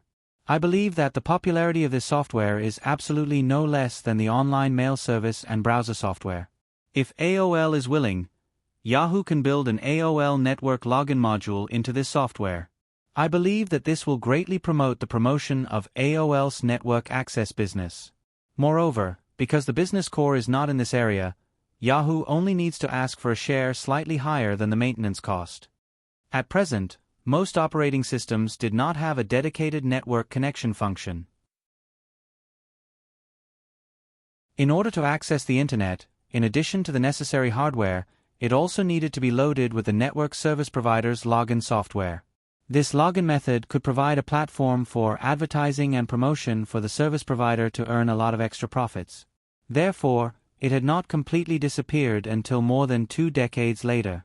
If the application software that Eric mentioned could really be as popular as the browser software, Steve Case certainly wouldn't refuse this cooperation. When he continued to ask, Eric did not reveal more. At this point, the issue of AOL's alliance was basically resolved. The specific cooperation plan would only be discussed after Steve Case gave a definite answer tomorrow. Eric then couldn't wait to talk with everyone about another plan to promote the construction of the ADSL broadband network. This was the most urgent matter at the moment. Eric's requirements were not high. With the current limitations of the Internet, which could only provide text, pictures, and a small amount of audio content, as long as the average speed was raised to a stable 512 kbps as soon as possible and the charging model was changed to provide a cheap monthly package, then Yahoo's development in the next few years would not be limited by the Internet environment. After many years of operation, AOL had accumulated enough experience in network construction and service operation. Cisco's leading technology could also quickly solve the hardware needed for the construction of the new broadband network. They could even provide a complete network solution for AOL. Firefly and Yahoo's advertising resources in film and television media and online portals would also solve the promotion problem of the new network service. Therefore, the slightly excited people chatted and unknowingly, the whole night had passed. Even if the 5 people present were not workaholics, it was common for them to work overnight. When the sky outside the window gradually brightened, the 5 people did not feel sleepy at all. They just went back to their individual rooms to wash up and then went downstairs to have breakfast together. Throughout the night, perhaps because the more they talked, the more engrossed Eric was in the conversation. He unconsciously revealed a lot of Internet concepts that had not yet appeared. Big data, cloud computing, e-commerce, antivirus software. In short, he said whatever came to mind. When he noticed that the expressions of the other 4 people had changed significantly, he quickly stopped talking. Even so, Eric knew that his image in their minds was probably close to that of an alien. Steve Case even had the idea of opening a chain of AOL Internet cafes in major cities in the United States because of Eric's hint. It turned out that there was no concept of Internet cafes in 1994. Eric did not have a good impression of Internet cafes in his memory, But he knew that because of the strict supervision system, internet cafes in the West were not rampant. However, as a certain theory said, everyone could cook at home, but restaurants were still everywhere. The same was true for internet cafes. In his memory, internet cafes in the West should be called internet cafes. Most of them were a combination of internet cafes and coffee shops, more similar to a leisure place. Eric was also very supportive of Steve Case's idea. The emergence of internet cafes in advance was like the free Wi-Fi provided by technology giants like Google more than a decade later. It could allow more ordinary people to access the internet. If AOL's chain of internet cafes was really big enough, it would also play a role in promoting the popularization of the internet. However, these needed to be upgraded after AOL's ADSL broadband technology was implemented. Moreover, when Windows 95, a simpler and easy-to-use operating system, was released, coupled with ADSL high-speed broadband, the feasibility of this plan was indeed very high. Last night, Steve Case originally planned to delay it with the excuse of discussing it with other partners. However, this morning, Steve Case became a fanatical supporter of Eric's Information Industry Alliance plan after being influenced or brainwashed by Eric's description of the broad prospects of the internet industry. It was just a simple phone call with other partners and some executives of AOL, and the matter was settled. Of course, there was no obstruction on John Chambers' side. Compared to AOL, Cisco's current equity was more dispersed. Except for the largest 21% stake in Eric's hands, there were no other shareholders with more than 10%. Therefore, as the CEO, John Chambers could completely decide this matter. In this case, taking advantage of the opportunity that Eric was still in Boston, several people directly began to discuss the next stage of the cooperation plan. On the other hand, Bill Gates, who came to Boston again after many years, was also quite glamorous. Speeches, interviews, and banquets from several universities and local media celebrities in Boston followed one after another. The original agreement with Eric to visit the headquarters of Yahoo was obviously forgotten by him. Eric was busy discussing the cooperation of the Information Industry Alliance with John Chambers and Steve Case. He hoped that Damon could be glamorous for a few more days. When Bill Gates finally heard the news of Eric's meeting with John Chambers and Steve Case, he personally called. The alliance plan between Yahoo, AOL, and Cisco had basically been drafted. Eric was too familiar with Bill Gates' style of doing things, so he never thought of pulling Damon in. This was a master who wanted to get involved in any business.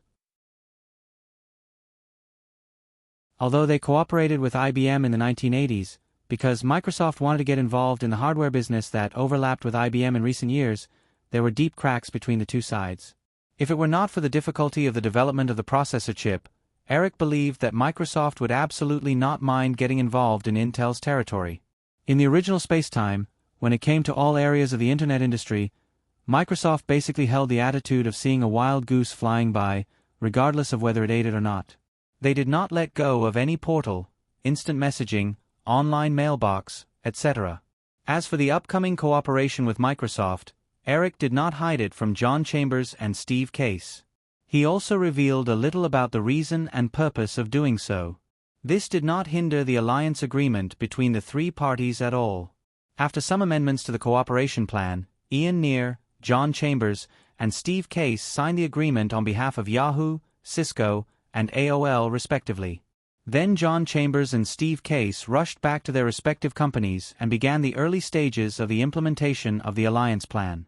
At this stage, there was no need to hide the instant messaging software and browser scripting language projects from Steve Case and John Chambers. In order to facilitate communication between several people scattered across the United States, Eric deliberately used the YCR instant messaging software, which was still in the closed beta state, to establish the first official chat tribe in the history of instant messaging. He pulled in all the main people in charge of these companies and gave the YCR tribe a very cool name, Firefly Empire.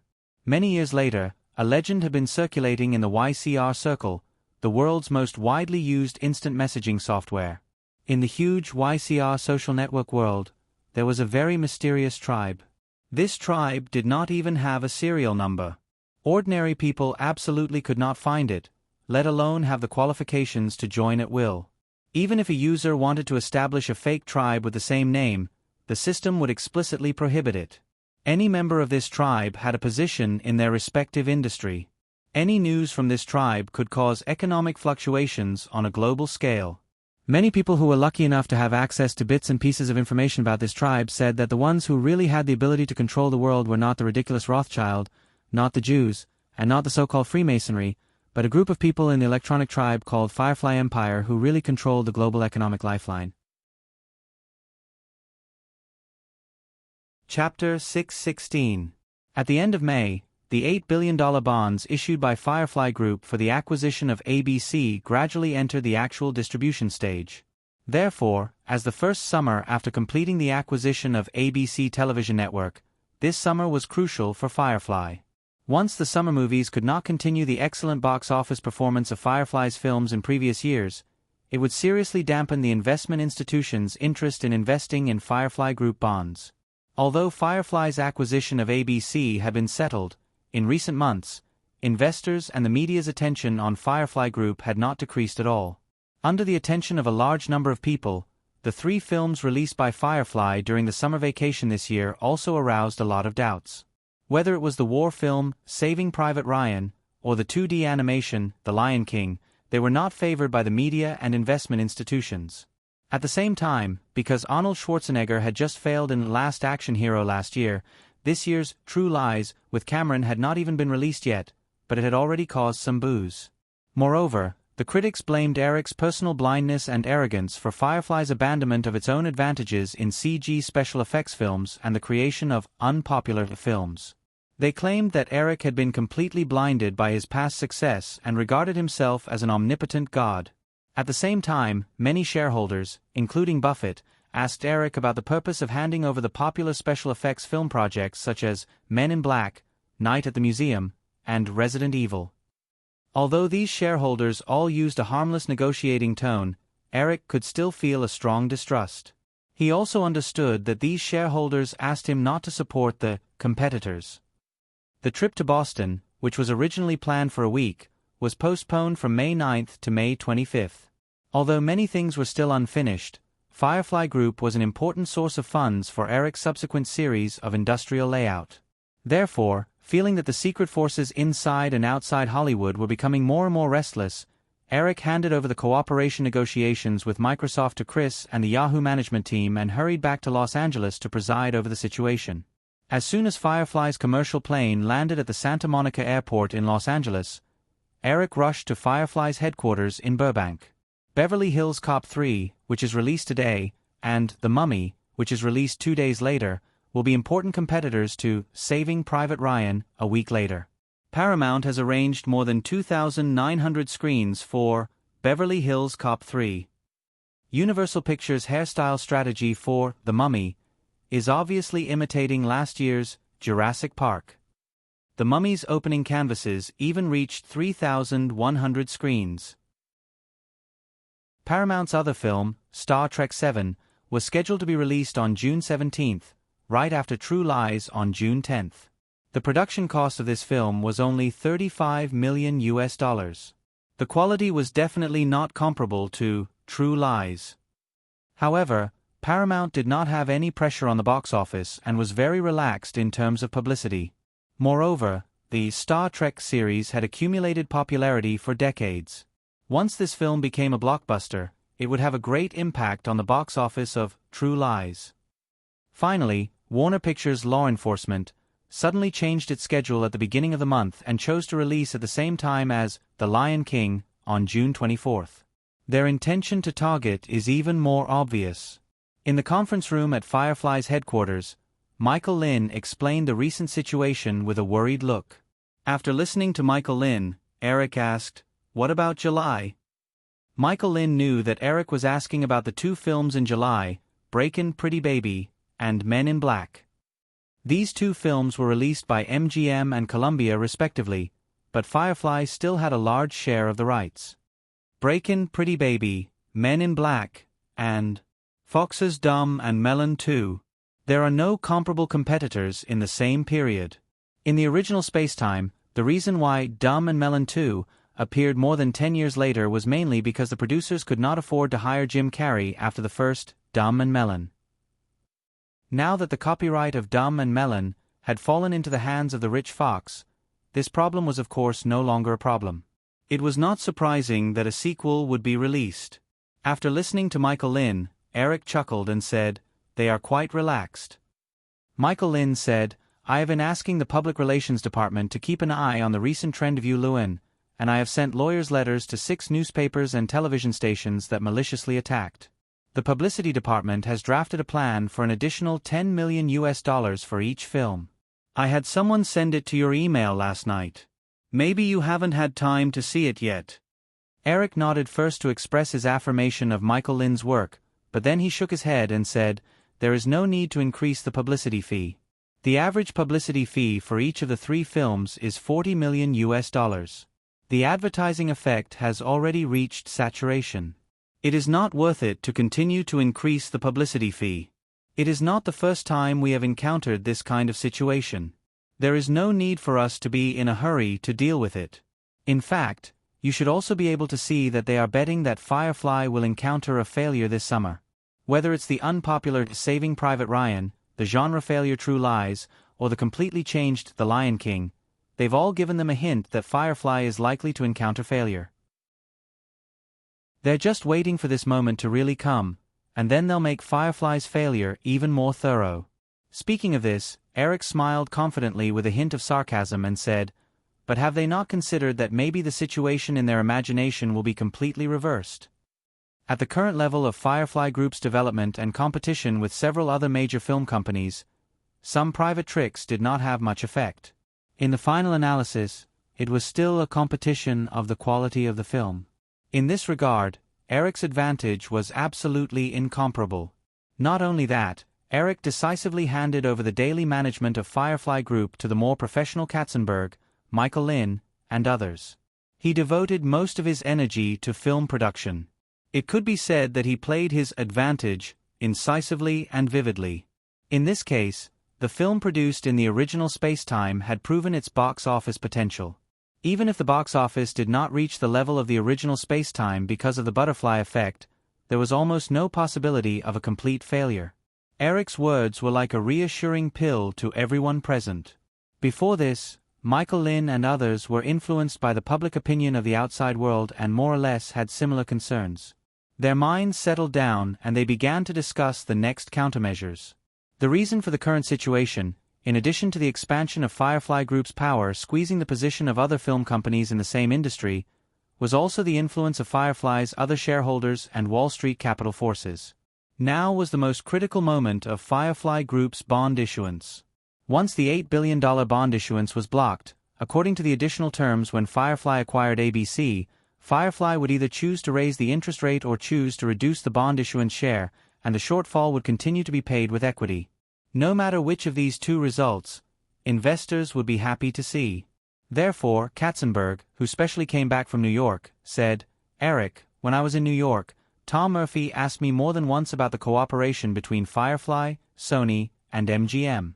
We can't change the established contract. But I think we should take back the distribution rights of Mission Impossible, Night at the Museum, and other films from Miss Barrymore. With the current situation in Colombia, there should not be much resistance.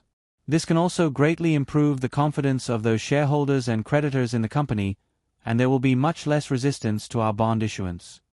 In the past few years, Colombia had been in a mess under Peter Guber's management. At this time, there was not much resistance to finding a reason to take back the distribution rights, but many of Eric's plans would be interrupted. Colombia will not only bear 50% of the publicity cost of these films, but also only take 15% of the box office share.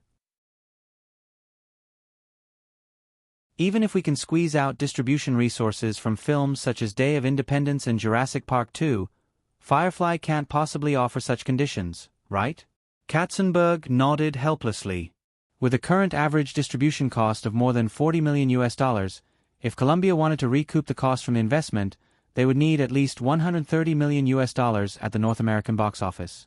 Of course, this time Colombia got the overseas distribution rights and could also make some profits, but the videotapes and movie peripheral rights still belong to Flower Pictures.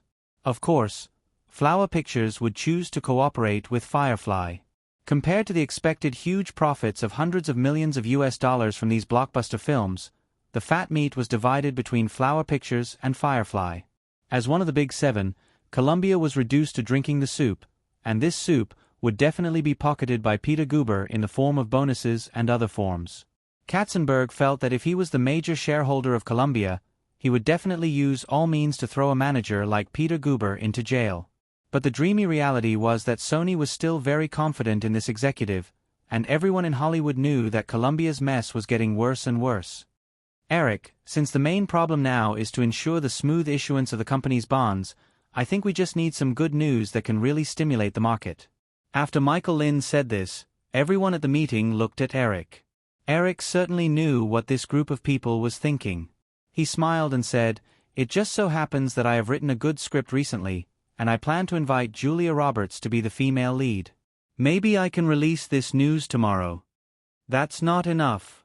Frank Wales also said at this time, "Eric, you should be like Pretty Woman and direct it yourself. Since Jurassic Park last year, everyone is concerned about what your next film will be." Eric spread his hands and said helplessly, "But you know, I have other things to do. At most, I will be the producer myself." Katzenberg said, "Eric, I remember you said that for The Matrix, if you can announce this project at the same time, the effect will definitely be better." Eric thought for a while. The Matrix could also be put on the agenda now. He said, "No problem. You can go and prepare the press release later. I won't be attending the press conference. In the next few days, I need to check the production progress of all the projects at hand." After confirming this matter, Katzenberg briefly described the restructuring progress of ABC television network. The heads of the various departments also reported some trivial matters. Only then did the meeting end.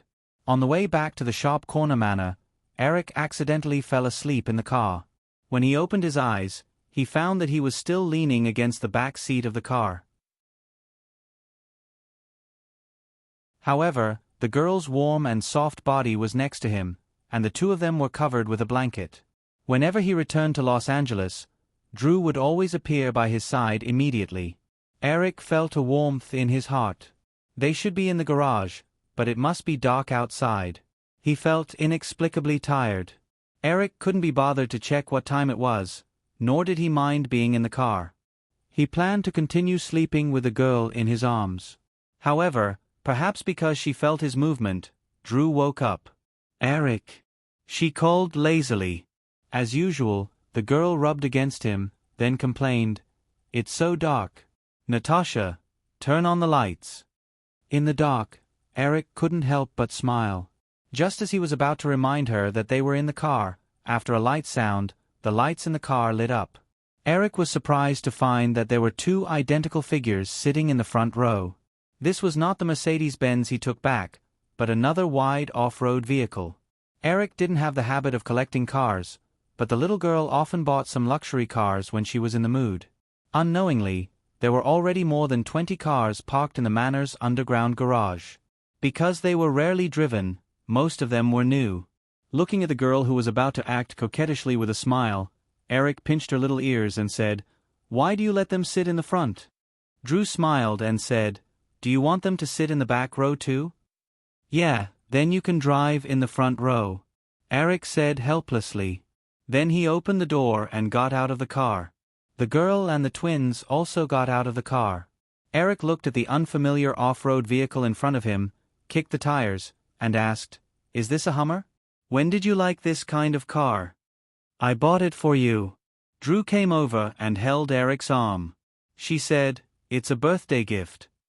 Eric just remembered that he had just celebrated his 24th birthday. He shrugged indifferently, walked out, and said, "I'm not a coal miner. Why do I need a Hummer?"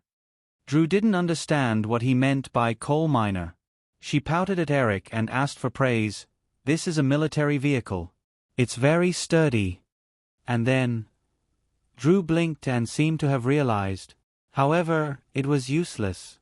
Eric rarely drove himself now, let alone driving such a military vehicle. "If you don't like it, then forget it. I'll just change it for a birthday gift." Eric pretended to be curious and asked, "Oh, there's a backup, tell me about it." The girl pointed to the twins who were quietly following behind her. "Here, the two of them."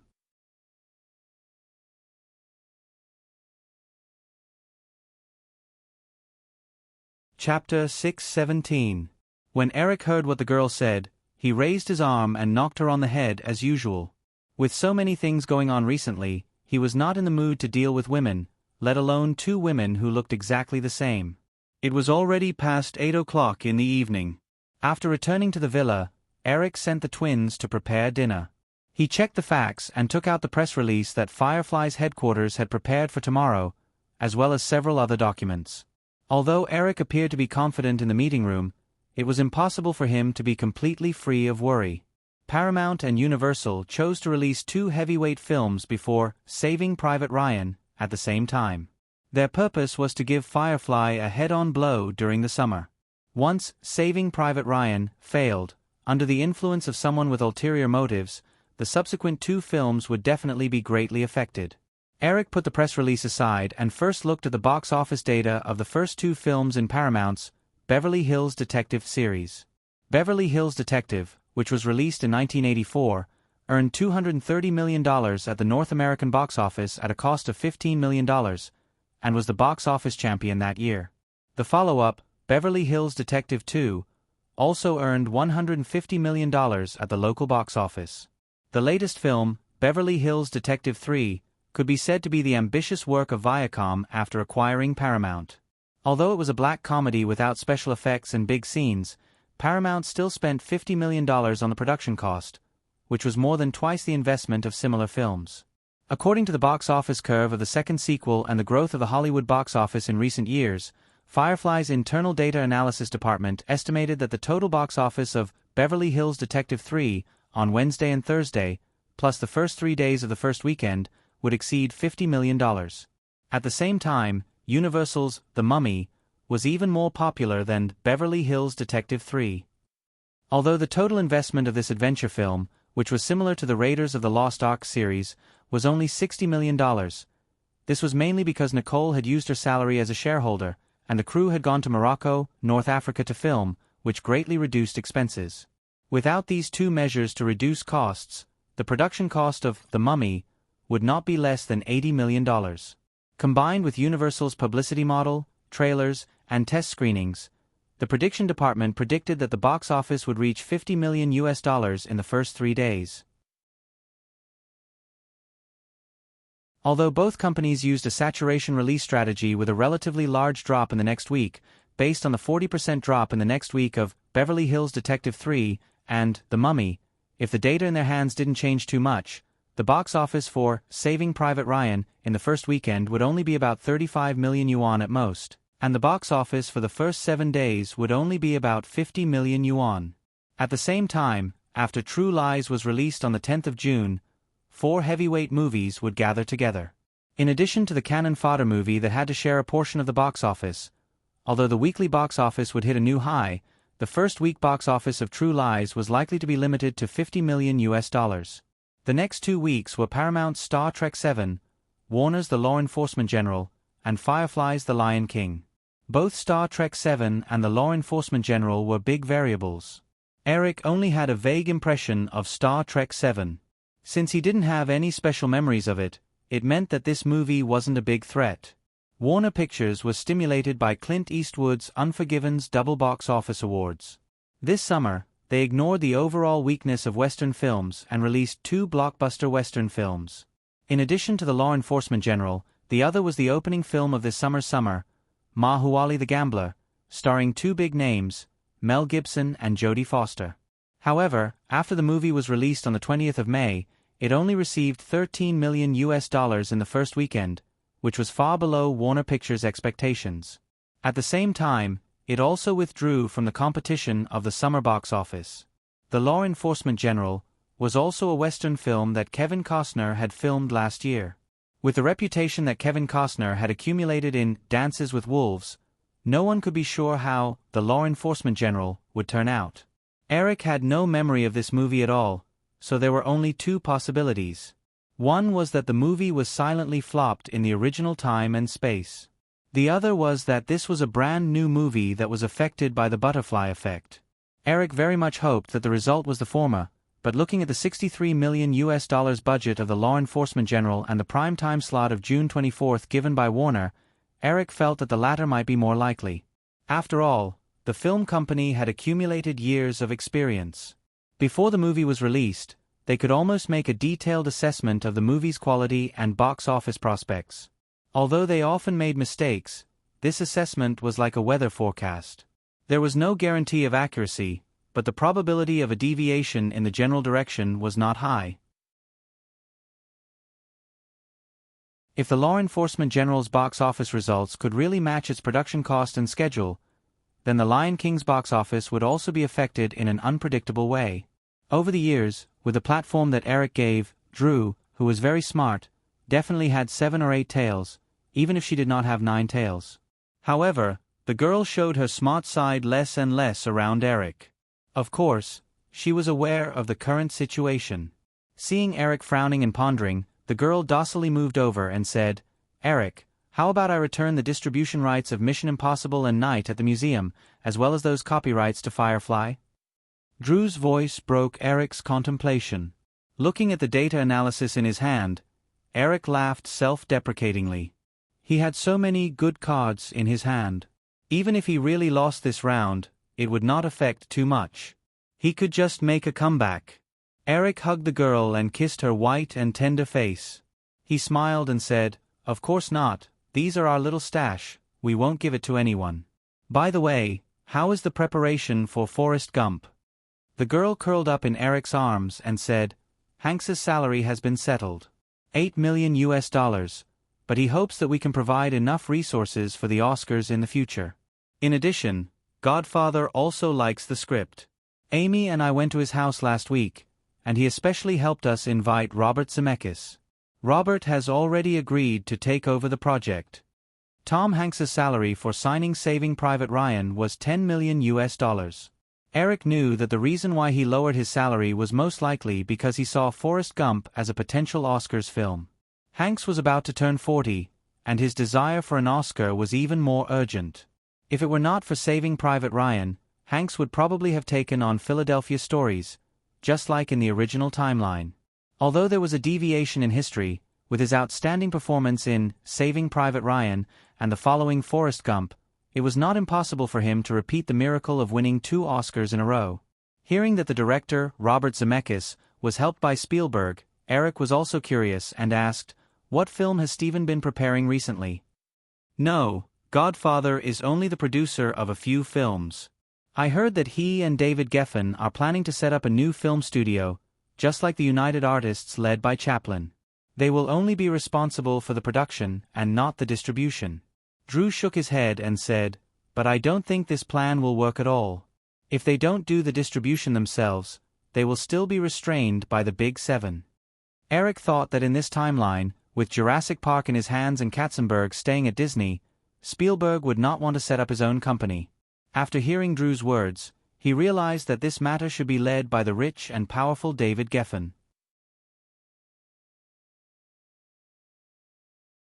David Geffen had his own record and production company, with a net worth of more than $2 billion. Last year, he left Time Warner, and Eric rejected him to join Firefly. David Geffen probably had the idea of setting up a big film studio after that.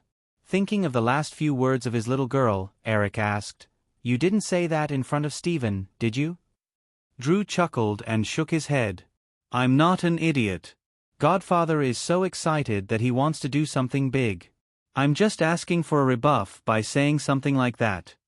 Eric smiled. Although his little girl had become closer to Spielberg in recent years, it was not to the point where she would say such things. Although Eric slept for a while in the car, he quickly went to bed after eating the dinner prepared by the twins. The next day, before dawn, Eric was awakened by a rapid ringing of the phone. He groggily touched the phone and put it to his ear. Katzenberg's excited voice immediately came through. "Eric, the company just received news. Can you imagine? $72 million. Only $72 million. Haha." Eric looked at his watch. It was not even 4 o'clock yet. He secretly sighed at Katzenberg's lunatic. Does a workaholic not need to sleep? He is so energetic. Eric quietly got out of bed and pulled the thin blanket over his little girl. Then he walked out of the bedroom with the cordless phone. Although he had already realized something, Eric asked again, what one? $72 million US? Of course it's the box office of the first day of Beverly Hills Detective 3. It's only one. $72 million US, which is only 30% of the estimated $6 million US on the first day. Paramount originally hoped that this sequel could hit $200 million US at the box office, but now it seems that the total box office may not even reach $50 million US. As long as The Mummy doesn't surpass the box office curve of Jurassic Park, our Ryan box office potential will not be suppressed. After hearing Katzenberg's confirmation, Eric instantly woke up. At the same time, he understood why Katzenberg was so energetic. Hearing a faint voice on the other end of the phone, Eric asked, "Jeffrey, are you at the company now?" "Of course, Michael is also on the way. I'm just informing you that you have other work to do today, so you don't have to come over. If there's anything, I'll call you immediately." Katzenberg then said, "Paramount originally wanted to cover up this news. The manager on duty in the data department took more than 2 hours to get the exact data. We are now contacting the media to further expand the influence of this news. Although the morning newspaper is a little late, ABC's morning news will focus on this news. There will also be special film review articles in the evening newspapers of major cities today. Even if Beverly Hills Detective 3 is only a temporary loss, we will not let it have any chance to make a comeback." After hanging up the phone, Eric's mood suddenly relaxed. As Katzenberg had just said, even if Beverly Hills Detective 3 was only a temporary box office loss, the subsequent one-sided bad reviews would make the movie have no chance to make a comeback. Although Universal and Paramount had a faint intention of jointly targeting Firefly, Eric believed that Universal must be doing the same thing. After dawn, there would be a lot of negative news about Beverly Hills Detective 3 in the media. The dismal box office of Beverly Hills Detective 3 on the first day of Beverly Hills Detective 3 gave Paramount no reason to refute. Once it failed in the United States, as a black comedy with a bad reputation, the overseas box office would be even more hopeless. Although Hollywood's current comprehensive statistics only accounted for 30% of the total box office revenue, and other peripheral revenue was as high as 70%, that was only if the quality of the movie was good. Once Beverly Hills Detective 3 failed in both box office and reputation, it would form a domino effect. Then, no one would be interested in this movie in the video and television markets. According to the North American box office of Beverly Hills Detective 3, this comedy, which cost nearly $100 million to produce and distribute, could eventually cause Paramount a loss of no less than $50 million. For Lei Sherdong, who was ambitious and wanted to make a name for himself in Hollywood, this loss was enough to make his heart ache for a long time. Next, there was only The Mummy left.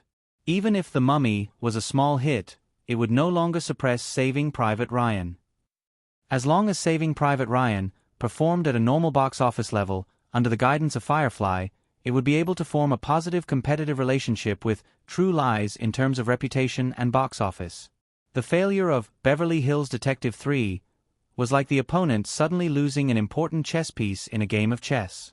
Firefly immediately regained the initiative. In his excitement, Eric didn't have any intention of going back to sleep. He put on his clothes and went downstairs in advance. He went to his basement study to deal with some of the emails that had accumulated yesterday.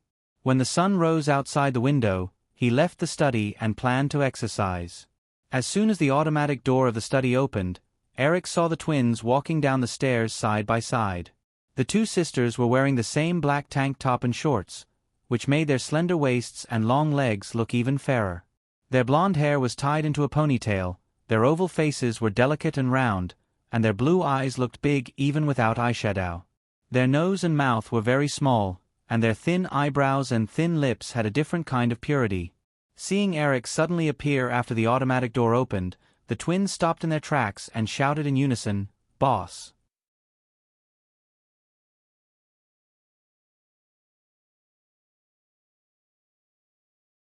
Chapter 6:18.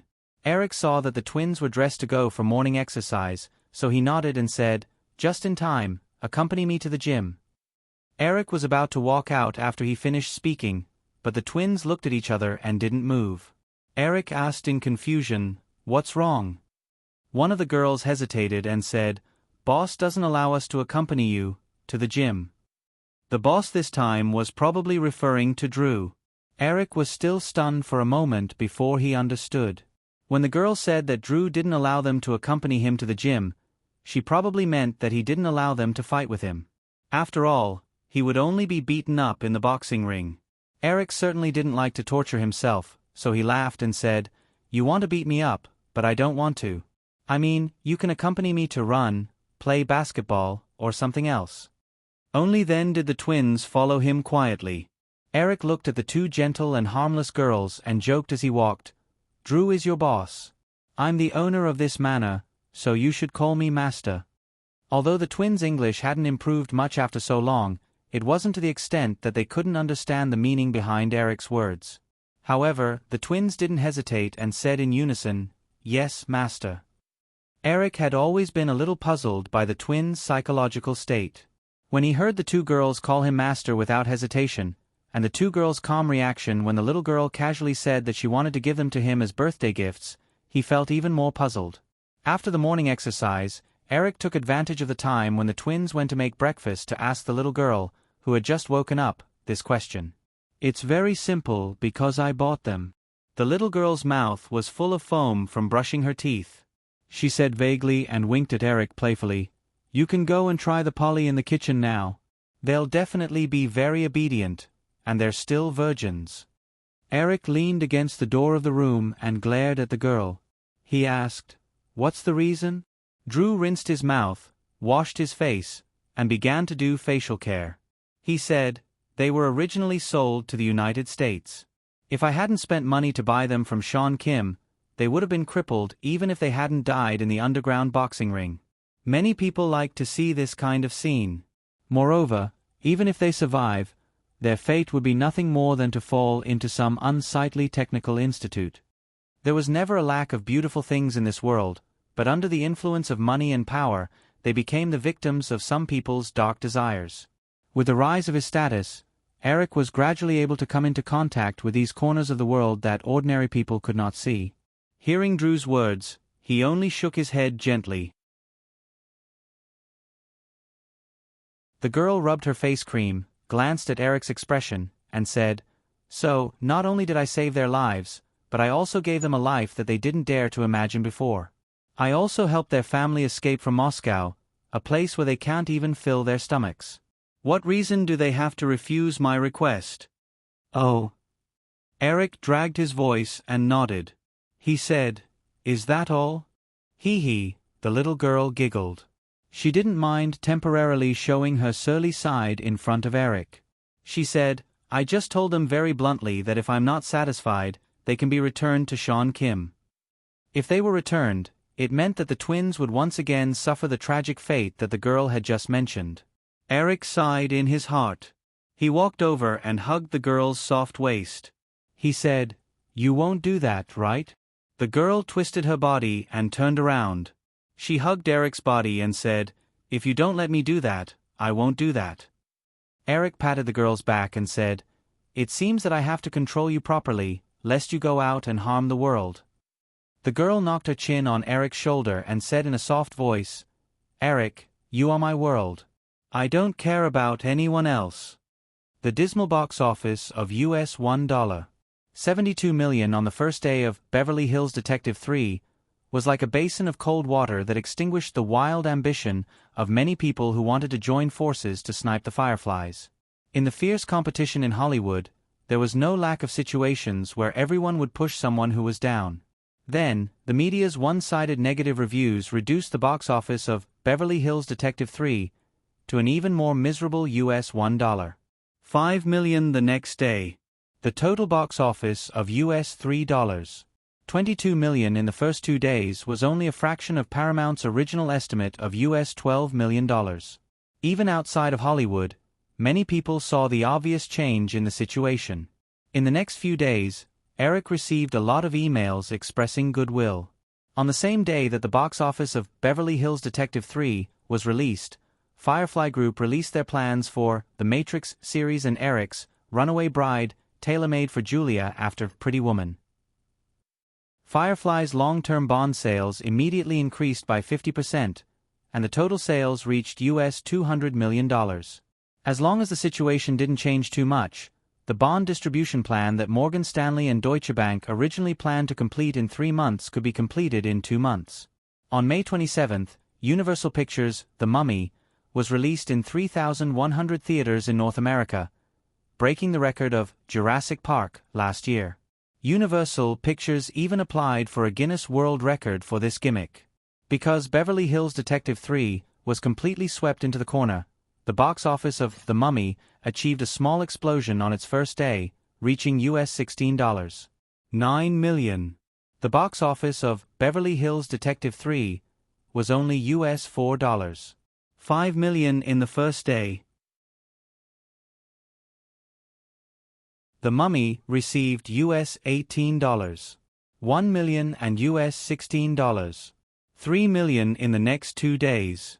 Although the box office of US $51 million in the first 3 days was higher than the industry and Universal's internal estimates, Universal was the most excited. As long as Saving Private Ryan didn't form a situation where there were 2 strong films attacking Saving Private Ryan, Firefly didn't feel too much pressure. Even Jurassic Park couldn't withstand a 40% drop in the box office after its successful release last year. The Mummy was estimated to be US $75 million in the first week, and the box office of the next week would definitely fall back to the range of US $40 million to US $50 million. The highest weekly box office in North America was US $170 million, and the themes of the 2 films were completely different.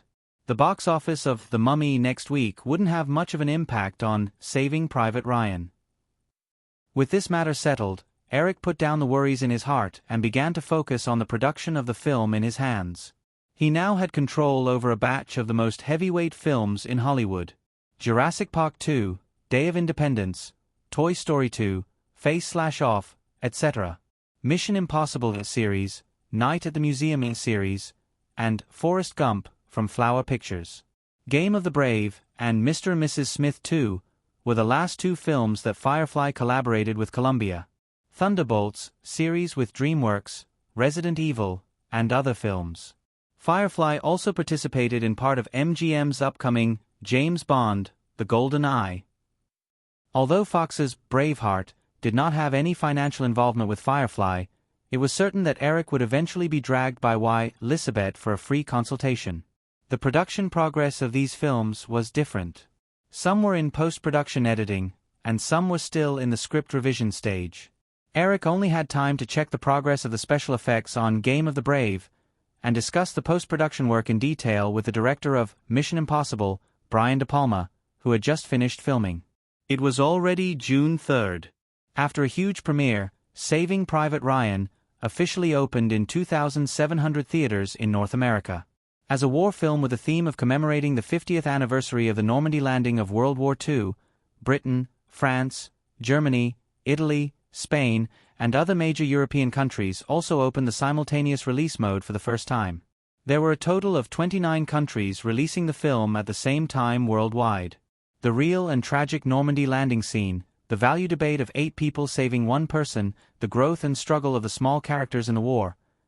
As soon as Saving Private Ryan was released, a lot of discussion about the film appeared in the media. Many box office analysis agencies had a general conclusion that the final box office of a film was usually proportional to the popularity of the film. When the media began to dig deeper into the female director, Kathryn Bigelow, the popularity of Saving Private Ryan also reached a peak. Firefly originally planned to use Kathryn and Cameron's ex-wife relationship to promote the film. For this reason, they deliberately changed the 2-week gap between the release of Firefly's films and set the release date of True Lies 1 week after Saving Private Ryan. However, after The Hollywood Reporter published an article questioning whether Kathryn could really shoot such a realistic war film like Saving Private Ryan, like a man, other media outlets reposted and followed the discussion. This topic quickly provoked a backlash from feminist groups in North America and even Europe. The plan could not keep up with the changes.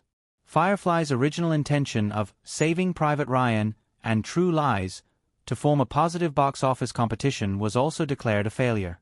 However, this result did not affect the box office of Saving Private Ryan at all.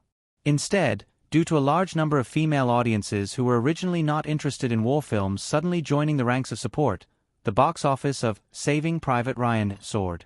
After the first weekend's box office of $42 million in 3 days, the war film once again won $31 million in 4 days with an unstoppable momentum.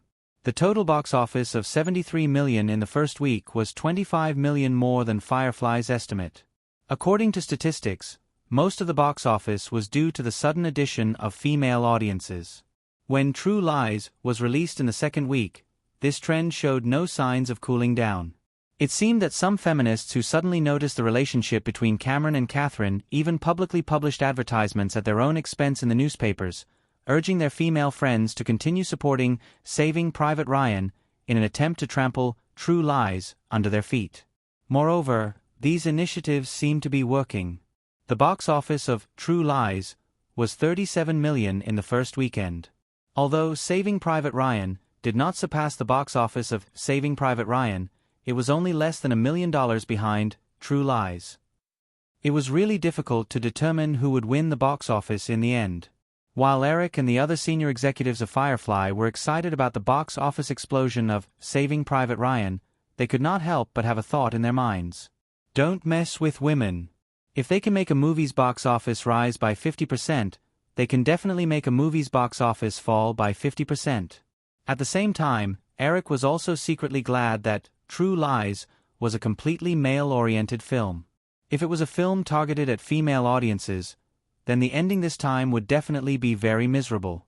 The box office of True Lies was finally fixed at $51 million in the first week, barely surpassing the $49 million of Saving Private Ryan in the second week. Although it was not as good as The Mummy and Saving Private Ryan in the first 2 weeks, it was still in line with Firefly's original expectations. The outstanding box office performance of the two movies made the voices that were originally pessimistic about Firefly's summer performance completely disappear without a trace. Even if the box office performance of The Lion King was not good, no one would jump out to question the strength of Firefly Group. Under such circumstances, Katzenberg, who returned to New York again, had less resistance to the restructuring of ABC. After another expansion, the Firefly Cineplex in Praia Vista appeared to be even more bustling and prosperous. During the busy working hours, most people were hurriedly shuttling back and forth, as if they were indifferent to everything outside. However, when a few buses slowly drove into the Cineplex, they still attracted a lot of attention in an instant. When the 5 buses stopped outside a huge studio that had just been built and had not yet been opened, they even attracted a crowd of onlookers. After all, although they were used to seeing too many beautiful women in Hollywood, not many people had seen beautiful women in cars. Looking at a group of tall and curvy women walking out of the bus, many of the onlookers couldn't help but swallow their saliva. However, these people didn't even have time to express their opinions before they were dispelled by a tough security guard. In fact, when some of the staff in the Cineplex were envious of them, the models who got out of the buses also looked at the huge studio around them with longing eyes. For models who usually only had a few years of professional life, if they could find a place for themselves in Hollywood, even if they couldn't become famous, they could find a good husband to marry. What's more, if they could meet the big shot who was about to appear this time, they would have endless luxury for the rest of their lives.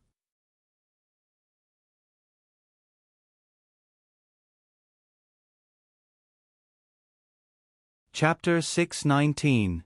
According to Eric's project plan, the Victoria's Secret show had to be broadcast before the winter break of the TV series in early December. This way, not only could it achieve the best ratings and advertising effect, but it could also lead to a wave of sales during the New Year's consumer season. The annual show also needed a month of post-production from recording to broadcasting. Because it was the first time such a large-scale annual show was held, the preliminary preparations and rehearsals also needed several months of sufficient preparation. Therefore, although it was only late June, the project had already started. This way, Eric could more leisurely arrange his time among other busy affairs. Studio number 11 in Firefly Studios, which had not yet been officially opened, had been set up as a project studio according to Eric's request. At this time, Eric was in a small conference room separated from the studio. He was introducing the entire plan for the Victoria's Secret show to Emily Brighton and other LTD executives who had come from New York, as well as his own production team. The entire Victoria's Secret show is actually equivalent to a large-scale advertising film. The audience we are facing this time is neither the fashion magazine editors nor the purchasing directors of chain stores, but all the ordinary audience in front of the TV. We can't expect ordinary people to be able to tell how good a model's tablecloth is, nor can we expect them to determine the market prospects of a set of internal design only by observing its design style. What we need to do is to give them what they want to see: exquisite and perfect bodies, gorgeous and gorgeous stage, bright and catchy music. My purpose is to turn the Victoria's Secret show into the Oscars of the fashion industry. Only the most outstanding supermodels can appear on this stage.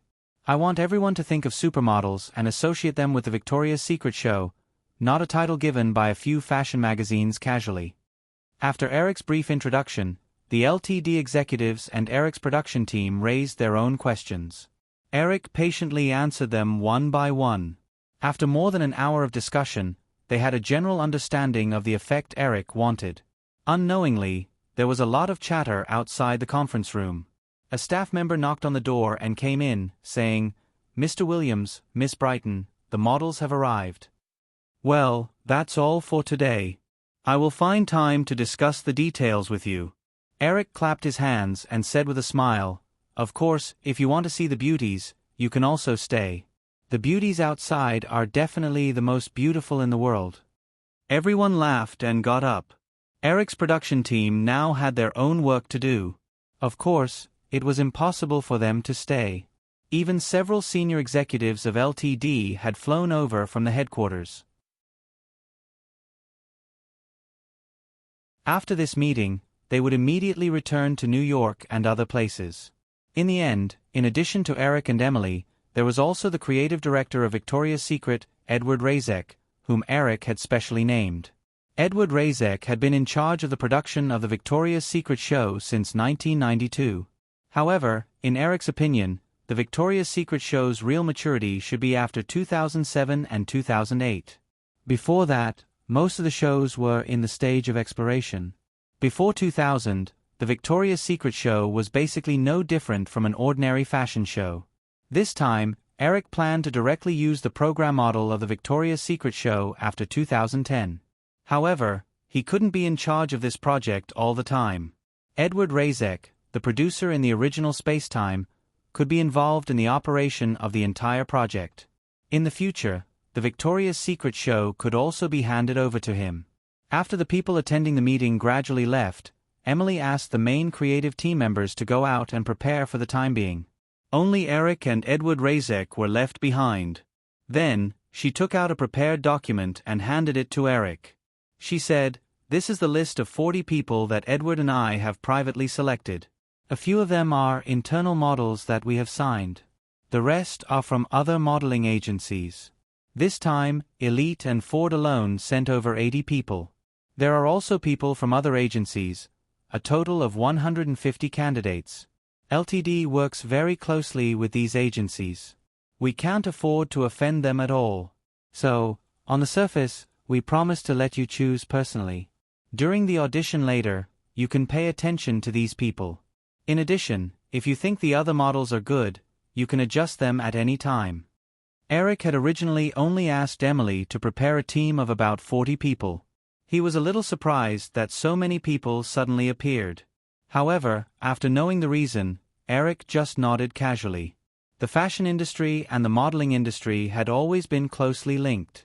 A mid-range fashion brand like LTD really didn't want to provoke industry giants like Elite Model Agency and Ford Model Management Company, so as to avoid being criticized in the future during the production of advertisements. However, these things weren't a problem for Eric. When Eric opened the list, Emily said, "There's also the matter of the spokespersons. Of the 5 spokespersons you proposed, we have signed Linda Evangelista and Christy Turlington. Cindy Crawford and Naomi Campbell have also expressed interest in the spokesperson of Victoria's Secret. However, they don't want to waste too much time on this big show, especially Cindy Crawford. I heard that she has signed a big production contract with Warner. There's not much time left for the show. The 1990 issue of Vogue magazine published the photos of the 5 most influential fashion models, and for the first time, the title of supermodel was publicly used. The names that Emily had just mentioned were 4 of the 5. The last German supermodel, Tagana Partes, had already retired. Originally, Claudia Schiffer would have filled the gap left by Tagana Partes. However, because of Eric's appearance, Claudia had given up her modeling career and smoothly transferred to Hollywood. Although these supermodels were popular in the fashion industry, Eric didn't care too much about them. The Victoria's Secret show had originally been nicknamed the Terminator of the supermodel era. Many fashion people in the future criticized the Victoria's Secret show for lowering the value of supermodels and reducing them to sensationalism. However, at the same time, no one dared to deny that it was difficult for models who didn't appear in the Victoria's Secret show to gain the title of supermodel. Moreover, in the model's annual income ranking in the previous world, the top 10 models were basically models who walked out of the Victoria's Secret show. Hearing Emily's words, Eric said, "Since the 2 of them don't want to participate in the show, then forget it. We can train the other 3 spokespersons ourselves." Edward said, "Eric, maybe we can ignore Naomi Campbell, but I think it's best to talk to Miss Cindy Crawford again. She's the most popular supermodel." Eric closed the roster and said to Edward with a smile, "Edward, you have to remember that from now on, the most popular supermodel in the Victoria's Secret show will have real popularity. Since they've given up this opportunity, then they'll never want to step on this stage again." After finishing his words, Eric picked up the roster and walked out. Emily purposely stopped and waited for Eric to leave the room. Then she said to Edward, who was a little embarrassed, "Edward, don't mind him.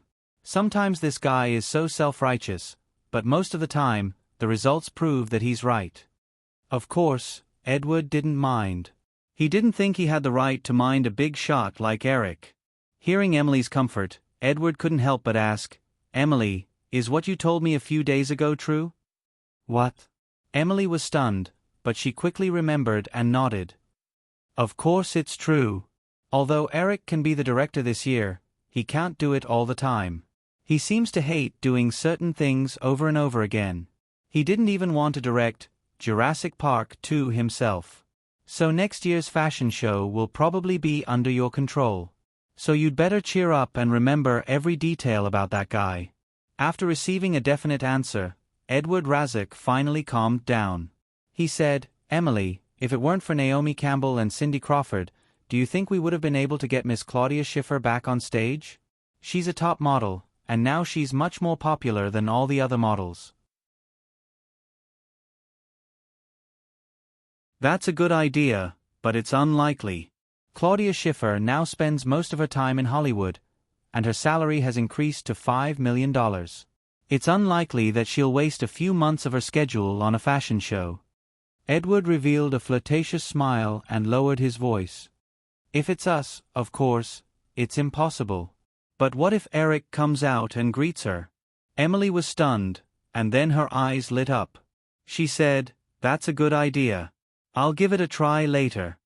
While talking about this matter, Edward and Emily walked out of the conference room together. After hesitating for a while, Edward found an excuse to go to the bathroom and went to a secluded place to make a call. Different from the actor's audition room, the model's audition room was more like a professional studio. In order to show the model's stage effects more directly, the spacious room was full of backdrops, filler lights, and soft lighting boxes. Eric felt as if he had returned to his previous life when he worked in an advertising company to shoot print ads.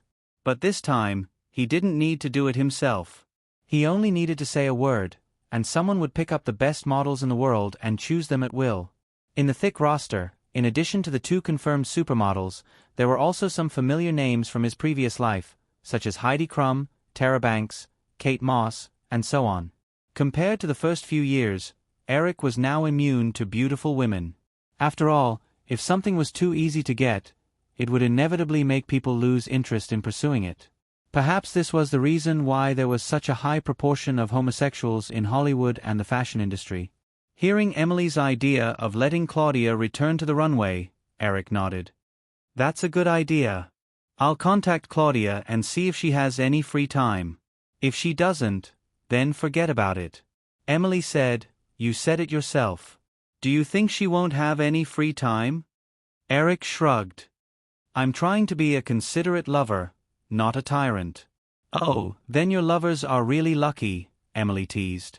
She then said, How many months has it been since you went to New York to visit Kevin and Shashya? Eric retorted, A woman in her 30s who doesn't want to get married or have children has no right to criticize me. There were staff members all around them, and the two of them stopped their bickering at the same time. Since most of the names had already been decided, the so-called interview was actually just a formality. Not to mention those bold and teasing eyes, many accidental bras that fell to the ground also made everyone in the audition room a little feast for the eyes. When another group of models left, Emily finally couldn't help but complain, What do they think this is? They don't have to be so impatient to get rich guys, right? Eric turned to a page and said, Can you not look at me when you say the word rich guy? Emily gave Eric a sideways glance and said, Don't blame me for not reminding you, Eric. None of these chicks in the circle are easy to deal with. If you mess around with them, they definitely won't mind exposing your performance in bed and your size in gossip magazines in order to increase their fame. Well, you've successfully scared me, Eric also made a little dirty joke. Emily snorted and then asked the staff to call the next group of models in. 3 tall figures in the new Victoria's Secret lingerie filed in. Eric immediately noticed the blonde beauty standing in the middle. He flipped through the list of names under the information, but he didn't find her name. Edward Razek asked the 3 models to introduce themselves according to the routine. He walked around the tablecloth and then began to ask some questions. Eric held a document in front of Emily and whispered, Why isn't Diane Kruger on the list? She was the winner of the 1992 Elite Model Competition in Germany. She should be very good in all aspects, right? Emily glanced at the photo and then looked up to admire Diane Kruger's tablecloth for a moment. She lowered her head again and said, She was indeed on the list, but we eliminated her according to your original request. Eric was confused for a moment. My request?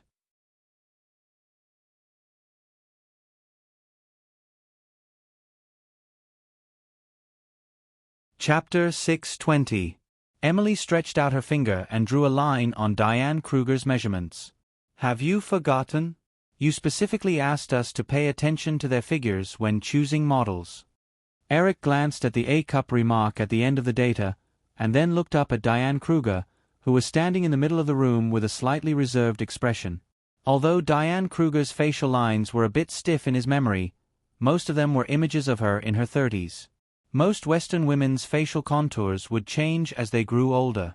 At this time, Diane Kruger had just turned 18. Although she had tied her blonde hair into a bun to make herself look more mature, her petite and round face still had an obvious youthfulness. However, it was this youthfulness that attracted Eric. Edward Razek skillfully went through the interview process, and then looked at the 2 big bosses who had been whispering to each other. Because he was sitting right next to them, he probably heard that Eric was very interested in one of the 3 models. Eric noticed Edward Razek's inquisitive look. He waved his hand and called a stylist over. Then, under the envious eyes of the other 2 models, the stylist took Diane Kruger, who was slightly excited, to the temporary dressing room on the side. After the 2 groups of models were interviewed, the stylist took Diane Kruger out of the dressing room again. Diane Kruger's brand new look made everyone in the room feel excited. Her loose hair made her small face look even more petite and lovely. The bright red lip gloss had been completely wiped away, revealing her pink lips. The youthfulness and vitality of an 18-year-old girl were undeniably in full bloom. Eric said to Emily, who was also surprised, Look, this girl has a kind of sweetness and innocence. She also has a natural and delicate temperament that makes people want to protect her. This kind of girl will definitely be popular. I think she can even be trained as one of the 5 spokespersons for Victoria's Secret. Before anyone else in the audition room could react to Eric's words, the nervous Diane Kruger covered her mouth in excitement.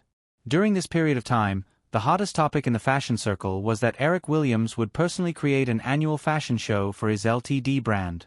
Although some big shots in the circle would occasionally mock Eric in a sour tone, questioning his fashion vision and so on. However, all the models, including their management companies, knew that this was a great opportunity for them to become famous.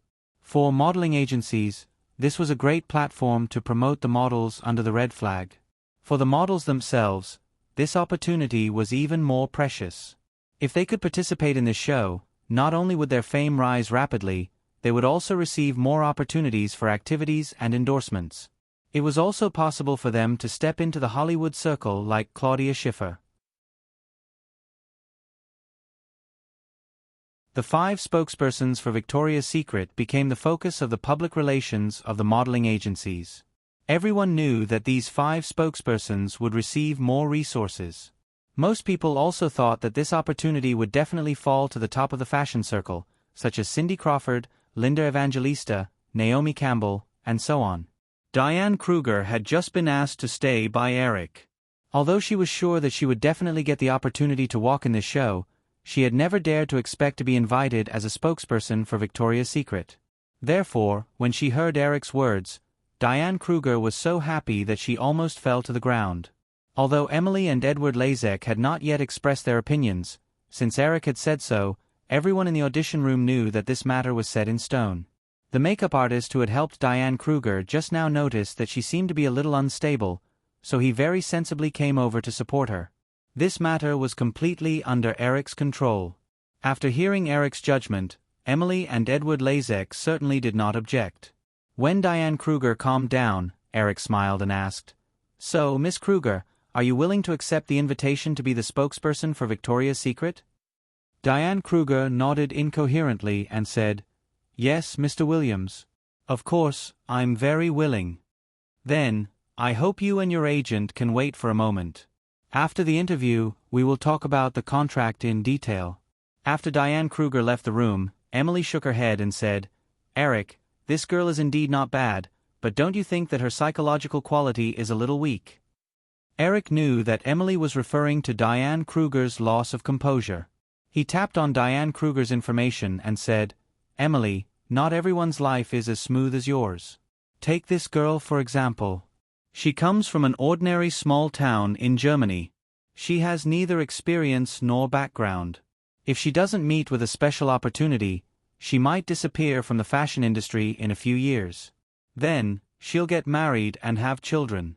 She'll become a nobody. This opportunity can be said to have changed her life. No matter how excited she is, it's not too much. I remember when Home Alone was a box office success. Occasionally, I would have the urge to cry." Emily waved her hand and said, Okay. You're right. But you have fame and wealth at the age of 18 that others might not even get in their lifetime. What's there to cry about? Compared to you, others should be crying, right?" Eric smiled and didn't answer. Instead, he asked the next group of models to come in. Although it was just a formality, the interview didn't end until 6 o'clock. Eric had made some adjustments to the list that Emily had given him, and had initially decided on the other 2 spokespersons, Diane Kruger and Tara Banks, besides Linda Evangelista and Christy Turlington. Tara Banks had been given this opportunity not only because of her own qualifications, but also because of proper governance. After all, if all 5 spokespersons were white, there would definitely be a controversy in the future. The last spokesperson hadn't been decided yet. Emily and Edward Razek both favored Claudia, but Eric still needed to confirm whether Claudia's schedule was suitable. It was already evening by the time the interview ended. Eric left the discussion with Diane Kruger to Emily and Edward Razek. He changed his clothes in the temporary dressing room and left the studio in a hurry. That night was the celebration party for True Lies. Although True Lies had been severely suppressed by Saving Private Ryan, the movie was still very successful. The routine celebration party was inevitable.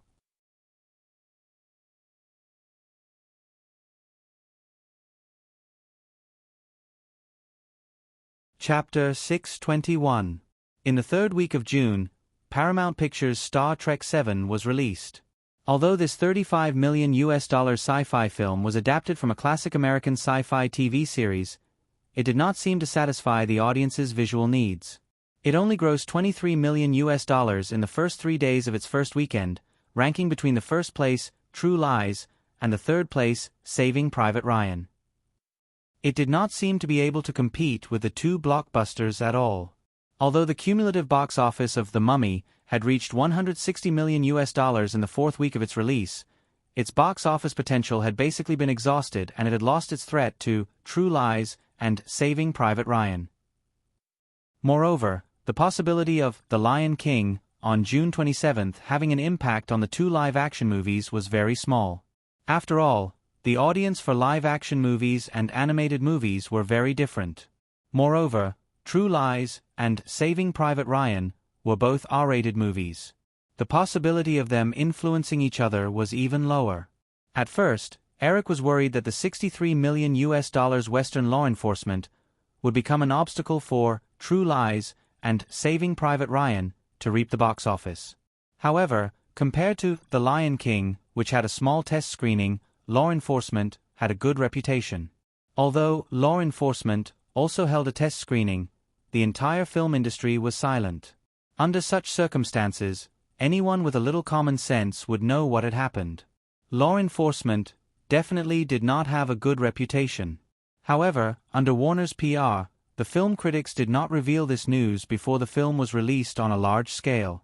Therefore, Eric confirmed a certain guess that he had been hesitating about. Law Enforcement should not be a new film caused by the butterfly effect.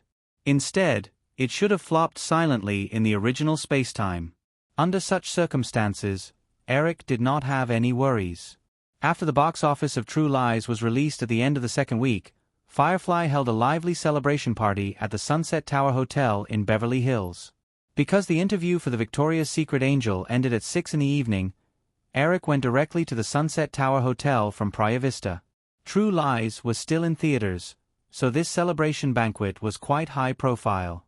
Not only was there a red carpet, but a large number of reporters were also invited to continue to promote the movie's box office. Eric had set off a little late, and there was a traffic jam on the way. When he arrived at the Sunset Tower Hotel, it was already 7:15. The invited reporters thought that there would be no more stars, so they had planned to leave. However, when they saw Eric, they all rushed over. Fortunately, the invited reporters were very well behaved, and they didn't ask any sensitive questions because of Eric's current identity. Eric patiently accepted the interview and walked into the hotel. Some of the executives of Firefly and the crew of True Lies had already come out to greet him. After greeting everyone, Eric came to Cameron. Just as he was about to tease him about Saving Private Ryan, he saw Linda Hamilton beside Cameron. He didn't bring up the topic. He just greeted her warmly and everyone walked to the banquet hall together. After a busy day of work, Eric didn't have much energy to socialize with others. After a few words with some guests who took the initiative to talk to him, Eric came to the Camerons and said to Linda Hamilton, "Linda, can you lend me Jim? We have some things to discuss." Of course, Linda Hamilton raised a glass to Eric and walked away. Eric could see that Cameron and Linda Hamilton were no longer as passionate as before. In his memory, the two of them delayed their marriage until 1997, but the marriage only lasted for a year and a half before they broke up. However, Eric didn't know if Cameron would be able to meet Susie Amos, the woman whose personality was most compatible with his. Cameron followed Eric's gaze and looked at Linda Hamilton's back as she left. He sighed inexplicably. Women. Eric could tell that Cameron's sigh was definitely not directed at Linda Hamilton alone. He smiled and said, "You didn't really suffer a blow, did you?" "Of course not," Cameron immediately denied. However, he hesitated and said, "I went to watch that movie. Catherine did a great job in it." "All right, let's not talk about her." Eric patted Cameron's shoulder. "Since you lost this time, you'll win it back next time. So, when do you plan to start preparing for Titanic?" Cameron thought for a while and said, "Linda and I plan to go to Hawaii for a vacation next month. We can start preparing at the end of the year." "However, Eric, I think that 70 million is definitely not enough. So this time, why don't we directly raise the production cost to 100 million US dollars? That way, I can better arrange the funds. Eric held his chin and pretended to hesitate for a while before he reluctantly said, I can promise you that. Anyway, you're almost used to burning so much money every time you make a movie. However, it's only 100 million US dollars. This time, we definitely can't overspend. You should know that Firefly Group is no longer mine alone. If we overspend, those shareholders will definitely jump out and criticize us. Cameron privately calculated that the production cost was 150 million US dollars. However, there had never been a movie with such a high cost in Hollywood. He felt that if he brought it up, Eric would definitely reject it on the spot. He might even cut off the project. Cameron had been thinking more and more about the production of Titanic recently. He definitely did not want to see the project cut off. Therefore, Cameron calculated in his heart. First, he would raise the production cost to 100 million US dollars with Eric. After that, it was not up to him. If they ran out of money halfway through the filming, other than continuing to add more, what else could they do? They could not let a project that had already cost 100 million US dollars be left unfinished. Therefore, when Eric said that, Cameron readily agreed. He even patted his chest and promised solemnly, absolutely no problem, Eric. This time, I promise that I won't overspend again. Otherwise, I won't take a single cent of my director's salary. The two unscrupulous fellows had their own little schemes and quickly discussed the specific plans of the project in a serious manner. They even pulled Cameron's producer partner, John Landau, over. When Eric and Cameron were discussing this matter, no one tactfully came over to disturb them. However, after the topic of Titanic, just as they parted ways, Eric saw a couple walking towards him. Eric sized up the tall woman with a beauty mole at the corner of her lips with great interest. He knew that it was definitely not a coincidence. However, he quickly withdrew his gaze and greeted the middle-aged man with a big beard beside the woman. Compared to the woman, Eric paid more attention to the fat man who resembled Harvey Weinstein. Joe Silver. Although producers like Jerry Bruckheimer and John Landau were more famous in Hollywood, when it came to status, at least before the new century, there was absolutely no one who could surpass Joe Silver in the producer circle. His Silver Productions had participated in the development of the Lethal Weapon series, Die Hard with a Dragon series, the Matrix series, Swordfish Operation, V for Vendetta, and many other well-known action movies. Moreover, in the mid-80s, Joe Silver was one of the important candidates for Disney's CEO. Although he did not win over Michael Eisner in the end, it was enough to prove that this person was extremely powerful in Hollywood. Good evening, Joe. Long time no see. Eric took the initiative to greet Joe Silver. He extended his hand and greeted Joe Silver warmly. Joe Silver shook hands with Eric and said with a laugh, Good evening, Eric. Congratulations on your Firefly having 2 more box office bombs this year. Eric let go of Joe Silver's big hand and took a glass of champagne from the waiter. He asked, What about you? What movie have you been busy with recently? It was only then that Joe Silver seemed to remember something. He pointed at the woman with the mole beside him and said, My production company has been working on a gunfight movie recently. This is my female lead, Miss Cindy Crawford. Eric raised his glass to Cindy Crawford and said with a smile, Congratulations, Miss Crawford. Joe's movie will definitely make you famous. Thank you, Mr. Williams. Cindy Crawford had already freed her right hand that was holding the wine glass. Seeing that Eric had no intention of shaking hands with her, she had no choice but to change the glass back. She had always been the center of attention. She had thought that Eric, the legendary playboy, would definitely pounce on her without hesitation. However, the somewhat cold reactions from Eric and Joe Silver beside him made her feel frustrated for the first time. Then, without hesitation, Eric said something that made her feel even more frustrated. Miss Crawford, can I talk to Joe alone? Cindy Crawford suppressed the anger in her heart and maintained her charming smile. She said, Okay, no problem. After Cindy Crawford left, Joe Silva joked. "Eric, there's no need to be angry with a woman who's not worth mentioning. It's not like you can't find enough beautiful women for your runway show. I heard that Firefly Studios has gathered a group of the world's top models today. It's enough to dazzle you." Eric spread his hands and did not mind Joe Silva's teasing. He smiled and said, "I'm a young man. It's normal for me to throw a tantrum. Besides, since this woman has already gotten the female lead of a big production movie, she's still unwilling to let go of the opportunity to be Victoria's Secret spokesperson. This seems a little greedy. I don't like greedy women." Joe Silva smiled non-committally. There were too many people in Hollywood who hoped that Eric was just a young and impetuous man. However, no one would be so naive to think that it was the truth. After thinking about it, Joe Silva's eyes had a hint of slyness. He said, "Eric, why don't you tell me about the movie I'm working on? If you can convince me, I'll immediately kick that girl out." Even if Joe Silva did not say anything, Eric knew which movie Cindy Crawford was going to be in. If he did not count the other movies that she had guest starred in, the movie called Competitive Games was the only movie that Cindy Crawford starred in. Of course, it was also the last movie. This was because Competitive Games told a very chaotic and inappropriate story. A female lawyer accidentally discovered a spy ship of the KGB. In order to destroy the evidence, the Soviet KGB agents launched a series of assassinations on the female lawyer.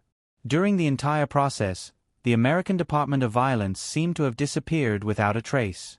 The female lawyer and a police detective who was accidentally involved were chased by a group of KGB agents in America like stray dogs. They almost lost their lives several times.